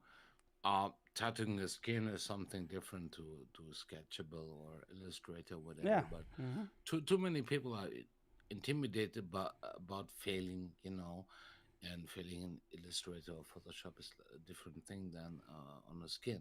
Right. And they should be encouraged to use the undo feature that you don't have on the Yes. skin. Right. You don't have this, but eventually you get there. And it's great that you say, okay, I tried it down on a real thing. There was no double bottom, whatever, no failure margin, and it worked. Mm-hmm. Sometimes no. This Mm-hmm. is very encouraging, and I appreciate that a lot. Oh, thank you. Thank you. Yeah, man. Well, that's why in the beginning of any artist career, you tattoo your friends. You tattoo your volunteers. These are people who are willing to be the test subjects and undergo the trials of you messing it up. And when you start, there's gonna be some mess ups. It's just how it is. There's no way. There's no way out of it. And even if you are well trained and you got somebody holding your hand and helping you along, there are just some things that it's a slip.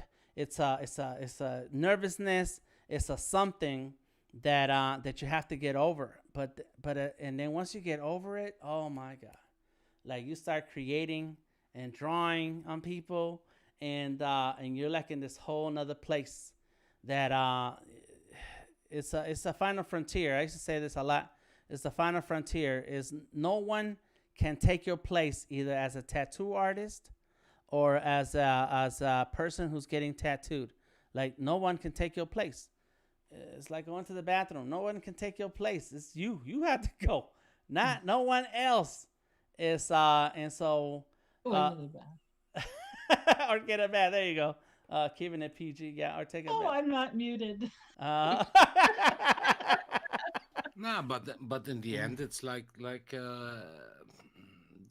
are some folks that don't like to show artwork, whatever, and they have a lower, how can I say, frontier to step over, and they are not encouraged about, oh, in the end you end up with a real skin. mm-hmm. They encouragement is everything, but be aware what you're doing. Right. Like in the end, you have a piece of skin, human skin, not a pig skin or Mm-hmm. whatever, and you're Mm-hmm. tattooing, Yeah. and then it's a real deal. But if you say like, oh, there's a border, okay, um, there are many doesn't that don't show their nothing because they are like, oh, it's too. It's a There's a personal big thing. step. Yeah. Yeah. There's a Uh-huh. big step, and it's Uh-huh. Yeah. not about hurting somebody, but like just themselves. Right. Right. Right. Yep. It took me a long time to share my portfolio with people, especially in person. Mm-hmm. It's just the idea of someone else seeing it and thinking about it what I didn't intend. Mm-hmm. And explaining your artwork is not the direction you want to go. Either the person perceives it the way you want them to, or they perceive it the way that they do. Mm-hmm. But explaining it with words is something that No, actually, it's like your work is explaining. There's no question about this. I love it, and I grasped the first moment. What you're about, and with the tattoo, because they are generic, mm-hmm, most of them, they are.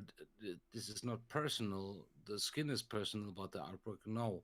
Exceptionally, that if Dan is doing some weird stuff and whatever, or some artist, but your artwork tells a story, and the tattoo don't. mm-hmm. It's a good So point. don't worry about that. It's not it's not that. It's different. Yeah. And so, yeah. There's many ways to look at it. At the end of the day, for me, it's it's a one of a kind experience. There's nothing quite like it, and you cannot describe it to someone who's never had a tattoo. It's just hard to describe. They want to know what's it like. It's not like Yeah, anything it's you've done different. in your life. It's Yeah. so Mm-hmm. different, Mm-hmm. but Mm-hmm. but both speak for themselves. Yep. Yep. Yep, there you go. So it's all good. Let me check on some of these comments here. What's up, Fortino? My man Jimmy. Cinetis says, nice watching the O's on his stream. My pop on and draw in a little bit. Yeah, man, come on. Let's see. Cinetis says, every tattoo I have was an experiment. All those guys are beasts now, though. Well, there it is. Somebody got to take the hit. Heads up, I'm in the main Adobe TV now. Cool. As long as it's not followed, let's see, it wasn't scared, but sure that's what I wanted to do that day. Can't even count how many times I said the same thing. It seemed like a good idea. The simple way is to use the lasso. Okay, cool. All right, yep. But yeah, that's how you learn. There was a friend of mine one time. I was training this guy. I've trained a lot of people to do tattoos, and so this one day we were sitting there, and I was sharing the space with a friend of mine, and in that space I was teaching tattoos to this one guy, and so this other guy we knew walked in, and he didn't like it that I was teaching. A lot of people didn't like that I was teaching, and so he walks in. This guy walks in, and he says, "It's only permanent, right?" And he's being all sarcastic and stuff. And but just like Cindy says right now, a lot of he was there when a lot of people were learning, and now they're hardcore. And so I looked at him and I said, everybody starts somewhere. Even the best tattoo artists or the best artists, the best anything, at one point didn't know what they were doing. And so everybody has to start somewhere, and somebody has to be the one to get the ugly tattoos. Somebody, a friend of the artist is gonna be the ones to get the ugly tattoos, and they're gonna live with it and be like, yeah, I knew that person when they were still doing crap like this. it's a learning experience, no doubt. There's no way around it.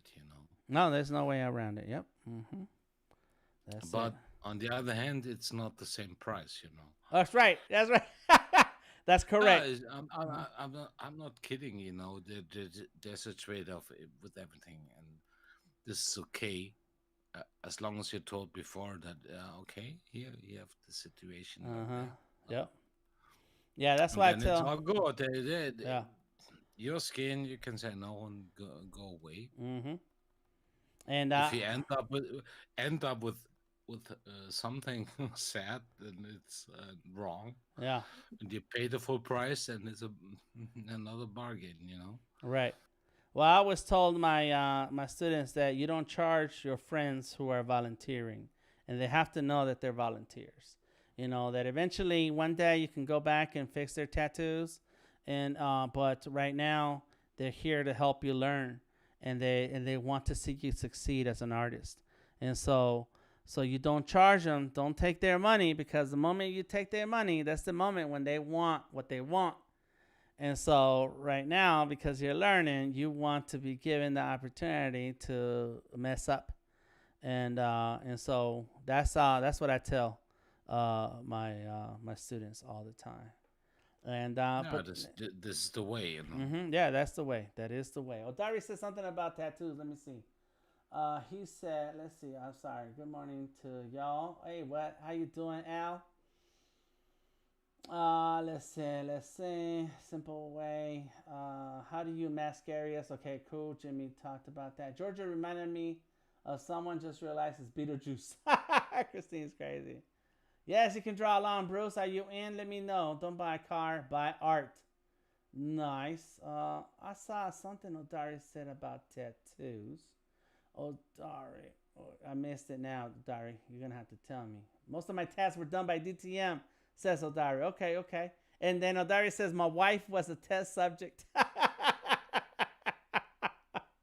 Yeah, yeah, that's right. Heading to the Discord. Okay, here we go. Let's take a look at who's here. Boom. Uh-oh, we got here it is. The Bruce in the house. Word up. And anybody else? I'm about to fix this again. Bam. All right, so it's three of us. There we go. Getting there. Nice. Yeah, I've had a weird art career, and so when the internet became a thing, and people started stealing art off the internet, um, I I it brought back those memories of leaving my art behind, and other people using it to do tattoos on someone else, and and that's how the internet is now. Like you're leaving art behind somewhere. You may not realize it that you left it behind because it's on your website or it's on your social media, but it's somewhere out there in the internet somewhere, and somebody who you can't control is can use it and take it. And Yeah, but yeah. at the end, if you are creating permanently, there you don't leave nothing behind. You know, there's your art from today and what have been okay, but everything was stolen at some point, like compositions and other stuff with music, especially. And how can you come over this? There's no chance except moving forward. Yeah, yeah. You can't let it hold you back, and you can't let that stop you from posting or sharing with the world. Like Tamika said earlier, is that you when you start to share, it's a little bit of a scary thing. To share with the world. You don't know how people are gonna take it. You don't know what people are gonna say, and you also don't know where your art is gonna end up at. But you cannot let that stop you. You can't let that stop you. If this is what you want. Yeah, well, where it ends up, it's true. But on the other hand, there's a shift in gears because, like you, Dan or Tamika or whatever, or whoever is showing the way they're creating, and this you cannot copy that Mm-hmm. easily. You know, Mm-hmm. there's a screenshot, there's an artwork, whatever you can steal, but the way you're doing this is incomparable. Yeah, yeah. I have that nightmare. I've had that nightmare, and I think I saw something like that on TV. I wasn't sure. What did I see? I saw something, and I was thinking, oh yeah, yeah, that show I was talking about that I saw the other day, where there's other versions of yourself, which is crazy. I'm gonna find the name, and if anybody asks me, I'll tell you what it's about. The name of it, I forgot. The name of the show? Yeah, the name of the movie. It's a movie. The Mirror. It's on Netflix. Yeah, man, it's all good. Yeah, I forget the name of it. I'm gonna look it up in a minute. In any case, we got Jimmy Flame in the house. Boom, we got 4 people drawing. All right, good. So, but basically, I had this dream. Right, this is my dream. It was a nightmare, and it's not scary though. It's just, it was just sort of a nightmare where, in my dream, I was in I'm looking around and I'm in an auditorium, and it's a big auditorium, like in Atlanta. This used to be this place called Science something, Atlanta Science Center or something like that. Anyways, they have this big auditorium. So That's right. No, that's not it. Go ahead. Cool. And so I'm sitting in my dream. I'm sitting in this auditorium. I'm in a chair. There's a bunch of people around me. And I'm looking around, wondering, well, why am I here? What's going on here? What's happening? And so so I'm looking around trying to find some clues to what is this place. And then I look on stage, and there's this long table and a bunch of portfolios stacked high everywhere. There's a ton of portfolios, and there's people up there going through the portfolios. And quickly in my mind, I'm like, oh, those are our portfolios, and that means all of these people are artists. And so they are reviewing all our portfolios. Apparently, something is gonna happen. So I'm like, all right, okay, I'm cool with that. Let's see what happens. I'm chilling, and so I'm sitting there, and waiting. I don't know what exactly is gonna happen, but I'm waiting for the next thing. Like, what's next? And so in my dream, I think to myself, I need to go to the bathroom. And so in my dream, I just see myself walking out the door and coming back in the door to the auditorium. And I walk back in the door through the door into the auditorium, and it's empty. And I was like, whoa, I wasn't gone that long, I don't think. And I never heard anybody's name. So what happened? And so I walk into the auditorium, and nobody's there. And so I'm like, well, let me go up to the stage and see what art they chose. And there were still people up there, and they were all hanging around this one person. And so as I'm walking up to the auditorium, to the stage, I think to myself, well, that must be the artist they picked. He's looking all happy, so obviously they picked that artist. And so I walk up, and I'm looking at the table, and I walk up to that person and those people standing with that person. And I look at that portfolio they're looking at, and it's my portfolio. And I was in shock. I was like, okay, this guy is pretending to be me, or he used my portfolio, or they called my name and he came over and said that's him. And all right, so he's trying to get over on these folks. But what's going to happen when he's supposed to draw new stuff? He can't draw what I draw unless he's a good copier, but they're going to always ask for something, whether the character, a new character, or new poses, or more of the same. You can't just keep copying the same artwork. You gonna have to try the same art style and make it happen out of your own talent level. And so it's not gonna last. That's what I'm thinking in my mind. That's not gonna last. What's gonna happen here? And that's my dream. That was it.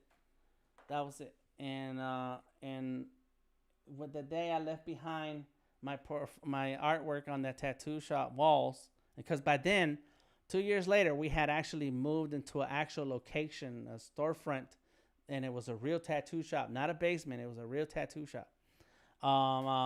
So somehow I felt like when I left the artwork behind, it's like, how is somebody gonna be able to produce my work, even though it happens all the time? Because when you walk into a tattoo shop and you see artwork on the wall, you say, yeah, I want that cross.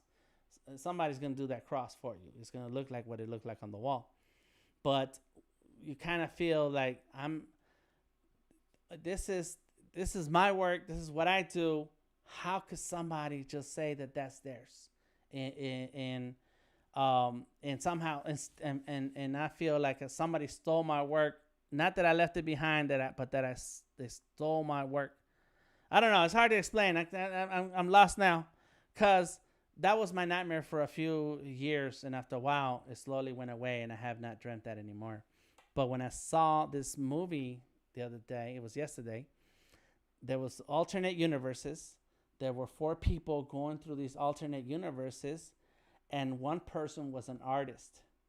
And that person who was an artist was stealing art concepts from the other universes, taking the actual artwork, bringing it back to her universe, and then repainting that painting. And she had on her own art show. And she became like this big celebrated artist, contemporary artist, because of this artwork. And somehow in this gallery scene, that she had some of her older artwork on the wall in one corner, and then the rest of the gallery was all this new artwork, and did not look the same. Like it was not related at all. And for some reason, I guess it's really for storytelling. We could see what her real talents were, and they were not. She's not a bad painter. It's just that those themes were not what these other themes were, or this art style was not the same. And I was like, dang, like you stole art from other people and other places. How does that work? How does somebody do that? I don't know. It sounds like you're more possessive of your art than some people are. And it's like the people who won't go on the internet because they're worried about their privacy all the time. Mm-hmm. And other people just don't care about their privacy, right? Yeah, I don't care about So my privacy. I was in for the me, Marine I Corps. think Go I ahead. think it's important if you're gonna do any kind of art that you put your work out there. This is sort of a different level. From my point of view, I'm I'm I'm going to be doing websites. I'm just doing the art for my own personal pleasure, but I am trying to post it on Discord here just to get myself desensitized from the fact that I'm putting something that I did that I don't think is 100% great, Mm-hmm. Mm-hmm. but it's okay for my skill level. I'm okay with it. I'm going to put it there just for my own personal, you know, Yeah. Yeah. I think they're right. whatever. Yeah. It's a this is You can see desensitization. anything from anyone, but in the end, it will last for like 2 weeks. Mhm. Stealing is an art, and you have to be sustainable like Mm-hmm. this. 2 weeks. Christine, the stuff you posted was great. Is great, I think. Mm. It's fine, It yeah. was original because I could see it was you, but like a band stealing something, it lasts for 2 weeks, 2 months, whatever, and then everybody knows it's stolen because there's not coming anything more, right? Yeah. Yeah. And if if you steal, okay, steal, settle on this for a while, like a few weeks, and then evolve. But many don't do this. They just stay there, ride the wave. The wave is empty, and then they're gone. Mm-hmm. I think there's a certain amount of, well, if you want to call it stealing, copying for people who are learning too. I copy a lot of stuff, but I'm not trying to pass it off as my own artwork or sell it. Mm-hmm. I'm just trying to No, that's practice, okay. right? That's not stealing. This is Yeah. copying or mimicking or whatever, Yeah. and this is okay. But if you make a business and try to sell one Then million that's not records good. records with this, or being on the Times Magazine, then you have done Yeah. something wrong. Yeah. Well, you can't hold it up. You can only get away with so much. No, Mm-hmm. there's nothing wrong about this because it happened all the time. All the composers stole from each other and whatever, and the painters in 18th, 19th century stole. Yeah, Hmm. they were I mean, not we had not it like in. not original, new, invented something. They saw something not as easy as today, but they stole. And but if you say no, no, this is mine, then you get in a problem. Mm-hmm. We had the same thing in our business. We sold products for 100, at least 100 manufacturers, and we would sell their products throughout the Caribbean and Central America. So we did that at our own expense. So we were trying to get exclusive rights for that product in that part of the world. And we would go to companies that did not sell anything in the Caribbean, all. And we said, look, we have customers, they want to buy this kind of product. Can we do it? Give us, prices, and we'll go and sell your product. We'll make money for both of us, right?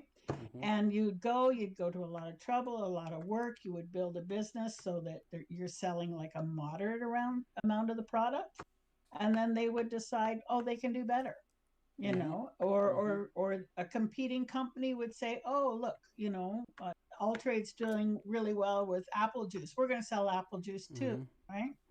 So we were constantly up against people trying to steal ideas or product lines or exclusivity or go around us. Yeah. It, That's absolutely true. But for artwork, it's like steal a chord, steal a harmony, steal color scheme or line work. Then mhm. all the chords go fishy and like you know, this Yeah, different than industrial products. yeah. Yeah. But oh, It's always something in every industry, and I think that there's no way out of it at the end of the day. It's not the end of the day. So like Christine says, you have to get comfortable with it and sharing and make that your own path. Make your own path about it, and see what happens. And that's what I've done with my yeah, work that's what and I my was going. career. Go ahead. Yeah, same thing with copyrights. People invent products and then they go to a huge amount of expense to try and Mhm. not copyright, what's it called? Patents, Mhm. Mhm. right? Mhm. Yep. I swear to God, the patent lawyers are the ones that steal all the ideas. The way it's set up. But anyway, they go, well, seriously, you Uh have huh. to give everything to a patent lawyer. They put it in. You have no way of knowing if that patent has already been registered. Mhm. And then they come back after you spend a lot of money and they say, oh, sorry, that patent was already registered 10 minutes before you. I Mhm. swear to God, it's probably the patent lawyers that get your idea, charge you, a few $1,000s. Then they go register it as their buddies or whatever. But at any rate, let's say you do spend all this money, you do get a patent. Before you know it, somebody in China or Timbuktu is making the same product, and there's not a darn thing you can do except spend more money. Mhm. I say if you come up with an idea, forget the pattern, just make and sell as many as you can as fast as you can, Yeah. Sometimes. and then That's Yeah. invent right. something else. You can't Yep. fight it, Yep. can't win. Yep. No, that's true. But Yep. art, um, it's evolving, and if you do everything new, then you eventually are ahead of the wave. Eventually, I mean, Dan is doing a lot of effort to be ahead, yes, and for others, it's so Mm, difficult. yeah. There's no single photo or drawing. You have to evolve constantly. Mhm. But if you are there, nobody can steal. Yeah. And even if they steal, there never be you. You know. No. There was somebody I was talking to. And they said I was talking to them about teaching and sharing, and like, yeah, but then they're gonna know my secrets, and it's like, yeah, but you're the master at Who it. cares? It's not like they now that they know your secrets, now they're gonna take all your clients. It's gonna take a long time for them to get to this level to where they can actually do this thing the way you do, and that's the thing, that part that I actually felt. And to this day, I continue to share, because at the end of the day, yeah, you can find somebody who can do something like me, and maybe that's related to this dream. Like, yeah, somebody could be cheaper, um, um, even better, but it won't be my stuff. It won't be my artwork. It won't be what I know how to do. Even if they try to copy all my work, at the end of the day, there's something that I bring, and maybe it's not true. Maybe I'm just No, making this up in I my think mind. I think your stuff is so recognizable and unique that you bring a proof of concept every day or every time you stream, Mm-hmm. then it will be hard to steal from you. Like, unless if one just do a post once a month, one drawing, Mm-hmm. they those people have a bigger problem than you.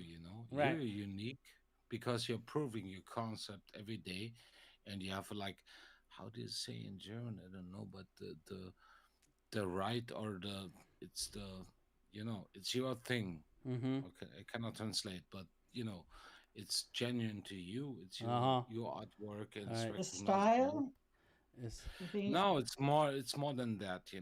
It's not Yeah. so easy, but Well, I think it's complicated law thing. But in the end, if you prove it every day, you won't lose anything in court. yeah.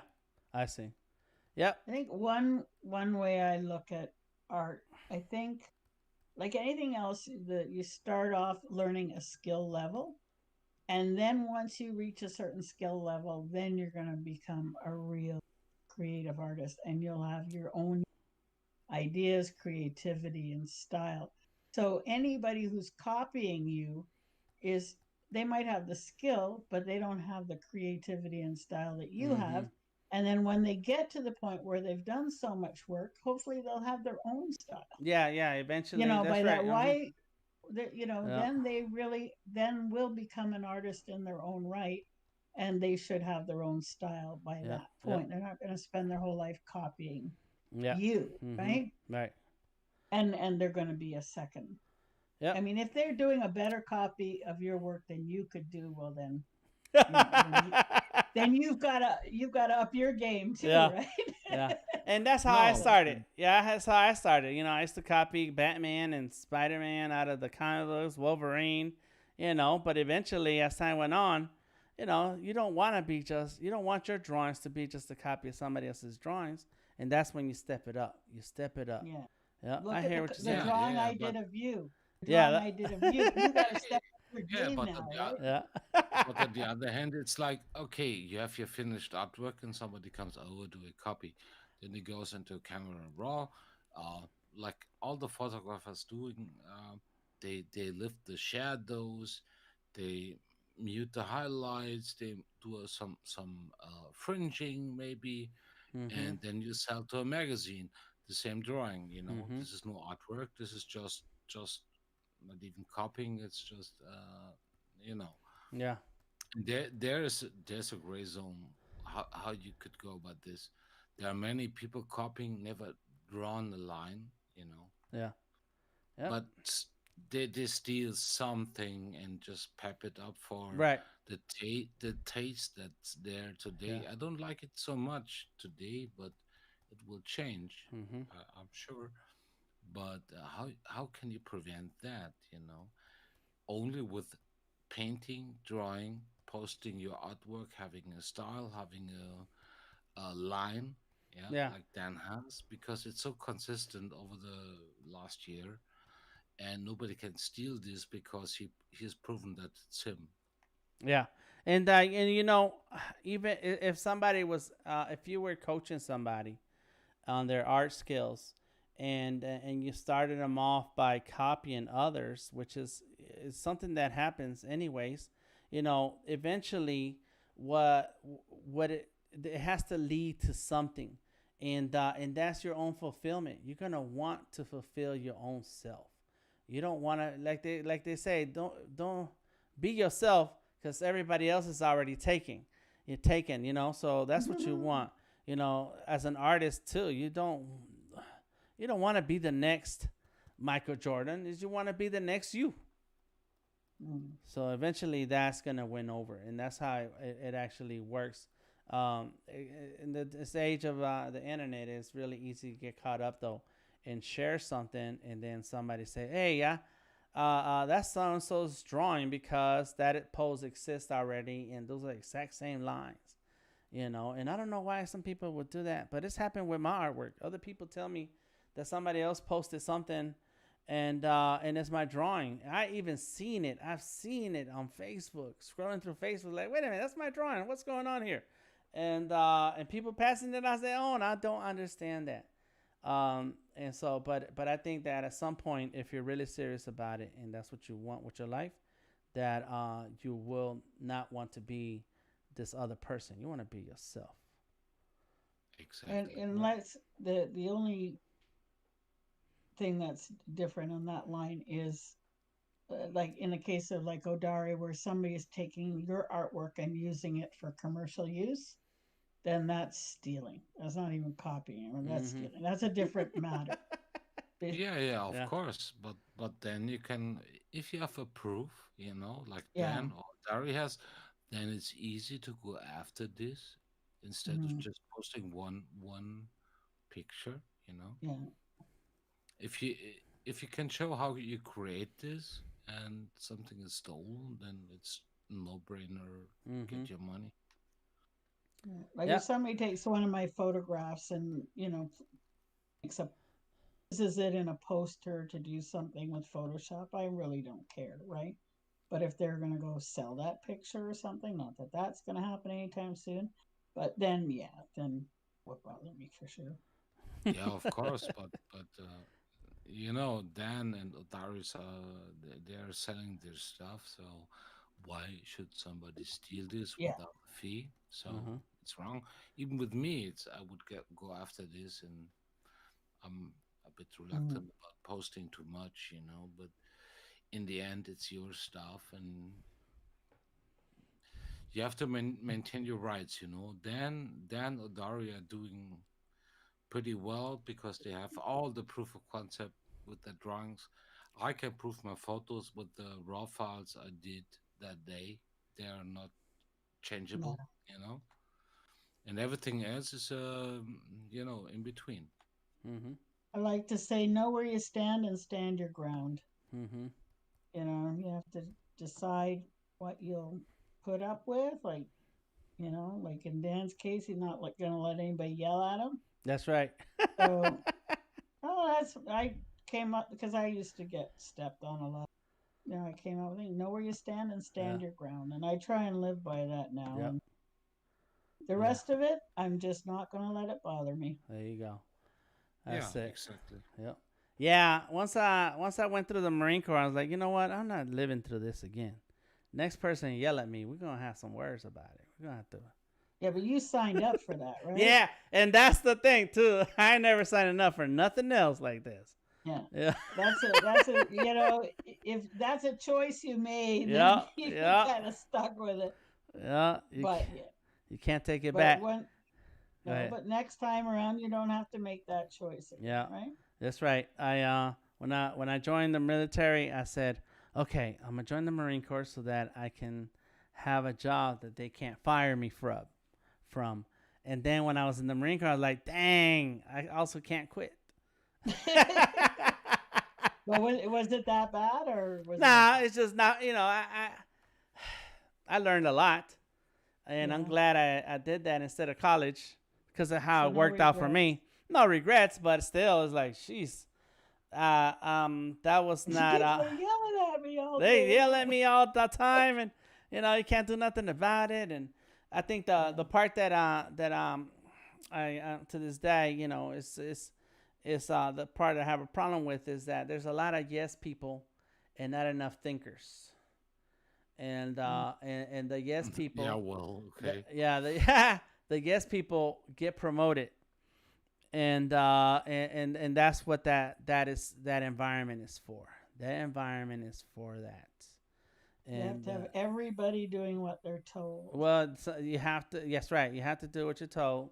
No matter, and so, but some of the times, some of the things you're told to do to make no sense, and it's not war. I'm not talking about war or, the big ideas and big things. Nah, it's just simple stuff, and you're sitting there, and you're looking at this person who has more rank than you, and it's like, how did you make it in life this far? I don't get it. And that's when I was like, you know what, I'm out of here. I don't need this in my life. And The whole institution would fall apart if people were doing their own thing, right? Well, not only if they, it would actually, the whole institution would be worth it if you had thinkers, critical thinkers, in certain positions along the way, so that because not Oh yes, everything yeah. not everything is just very clear and precise. It's not like Yeah. that. Not black and white. No, it's not. And so you need critical thinkers along the way to make adjustments. And when those people don't make the adjustments, then other people suffer. And that's when it's like, wait a minute, those folks are saying something way up above with all the brass. They're not right here doing this, and they don't know what they're talking about. And so then that's when it's our job to say, you know what, we're gonna fulfill the mission or do the job. And I'm not talking about anything serious that I had to deal with or hard. It just felt like, that's kind of backwards. And why don't we, just an example, I don't think this is a real example, but I'm just saying, like, if you were to clean a room and you're told, I need you to mop first, then sweep, and then dust. Like, what are you talking? What? That makes no sense. That makes no sense. What are you talking about? So first you dust, then you sweep, then you mop, right? Like, and that's how simple some of the things that you hear and you're having to do, and you can't question, because that's how chain of command works. And you're like, what are we doing here? But and then at the end of the day, now that I'm thinking about it and saying it out loud to you guys, I'm thinking, oh, you know what they were doing? They were keeping us busy, because it's not about that tasks. Mm-hmm. It's about keeping people busy and saying, well, we don't have anything for you to do, so come and do this, and do it backwards, so that it's still not done, and you still have to do this again. And but also they want to make sure that you are just following orders blindly. Correct. Yeah, that too. Yep. And exactly. We'll tell them to do something stupid and see if they do it. Yeah. No, if you're in that setting, you have to, But right. I was in the same. I was in the same place, and was like Dan said, there were some up above that were smart and some weren't. Mm-hmm. And in the middle, there was somebody with some stripes more than me, Mm-hmm. But if there was something going on, they were the first target, But because I want, because I want to survive, and I was told from the people above that these are the first targets, and then go ahead and fight the war. And this is no joke, right? So right. Well, this is just ridiculous what's going on, and you have to imagine that you are almost a kid when you go there, and that's the thing. Yep, you are a kid. More sad than everything else, Yeah, you're a kid, and you do what you're told, and at some point, some of us want to figure this out, and so anyway, that's my only complaint about it. All in all, it was an experience for me. I'm kind of glad I went through it. I was the kind of person that could go through that experience and come out the other side sort of normal. They say you don't have to be crazy to join the Marine Corps, but it helps. And you're taking all the romance out of it. Actually, you know exactly what you don't want after this, Right. That's exactly right. That's exactly right. And that's why, even though I said I ain't want nobody yelling at me, that's just one of those things that I realized out of myself that, you know what, and that's one thing. Another thing is, I'm not ever joining anything that I have to surrender my will to. Like, that's not happening again. I'm not doing that. And so those are little lessons that you learn along the way. I worked for other people for a lot of years, and then I worked for my family in their own business, where I literally worked for myself, right? Mm-hmm. And I did that for 16 years, and then when we shut down the company, I had to go and get a job, and I got a job with a bank, so real corporate. and Mm-hmm. my background was small business all the way. I swear, partway through any given day, I would say to myself, I hate working for a living because I was in a call center. I was low man. I was running a company before I shut it down. And here I was answering phone calls and being bullied by these Mm-hmm. managers, right? Mm-hmm. And not a day would go by, and I would literally say to my coworkers, I hate working for a living. I hate working for a living. Mm-hmm. And I've been in that world now for the last 20 years. I've got 3 years to retire, and I don't ever want to work for anybody but myself That's ever right. again. That's right. There you go. Good answer. Good answer, Christine. The New Adventures of Wolkenstein. Have you heard of that show? Yeah. Oh, I was surprised, just to go off topic there, the Falcon and the Winter Soldier, to find her, Julia Oh yeah, and Louise. she Canadian. I think she She's Canadian. not She Canadian. not I don't think Canadian. so. Oh, okay. I thought, Dreyfus. No, I don't know. okay. She's not related to Richard Dreyfus. I No, don't I don't think. think so. I'm gonna Google and find out though, because I don't think she's Oh, Canadian. she was in the Winter Soldier. Everybody else is, but not her. Yeah. Yeah, the New Adventures of the Old Christine. Yeah, this was funny. Julia. Oh, she's first on the She was Google list. on Seinfeld too. Yeah, yeah. Oh God, yeah. I love her. I think she's hilarious. Mm-hmm. Anyway. No, she's from Manhattan. Oh, okay. A Oh. New Yorker. She sounds Mhm. like a New Yorker. So I was surprised to find her on that movie. So we're gonna see what she does now. She plays that possibly evil double agent. I have to check with Odari to see what her role is in the whole thing. Dari knows everything. Odari knows his stuff. Everybody, we've been talking, having a good conversation, just sketching. Bruce and Jimmy and Tamika are sitting here drawing with me. You've been listening to Moto Void and Christine as we talk about random stuff. I forgot already. I was going off on some of my dreams and and stories of my past. Golden Rose stepping out from the shadows. I'm digging Dan's alien. Thank you, Golden Rose. I appreciate you. I don't know why Jimmy said good morning to. Oh, I guess that is morning. Oh, from Western Australia. Woo! They are 14 hours ahead. So, yeah, morning time. All right. Well, thank you, everybody, for hanging out and listening. We're going to continue the conversation in the Discord. Right now, I'm just sitting here cleaning up my alien. I don't even know what kind of race of alien this is, if they have a name. Because this other alien on the side, let me show you the other alien. It's back here. That's a xenomorph. But the one right here is a ET, the extraterrestrial, with what's his name, Giorgio saying, I'm not saying it was aliens, but it was aliens. And that's how the story goes. Tonight I've been drawing with Sketchable. And on Mondays, I draw with Sketchable. This Saturday is the 15th, so I will be live drawing with Sketchable. I think Odari already said he's down. So I'm going to have Odari drawing with me officially. Like, we'll have a spot for him, and I have a spot for me to show my drawing as I draw it. And so that's on this weekend, the 15th.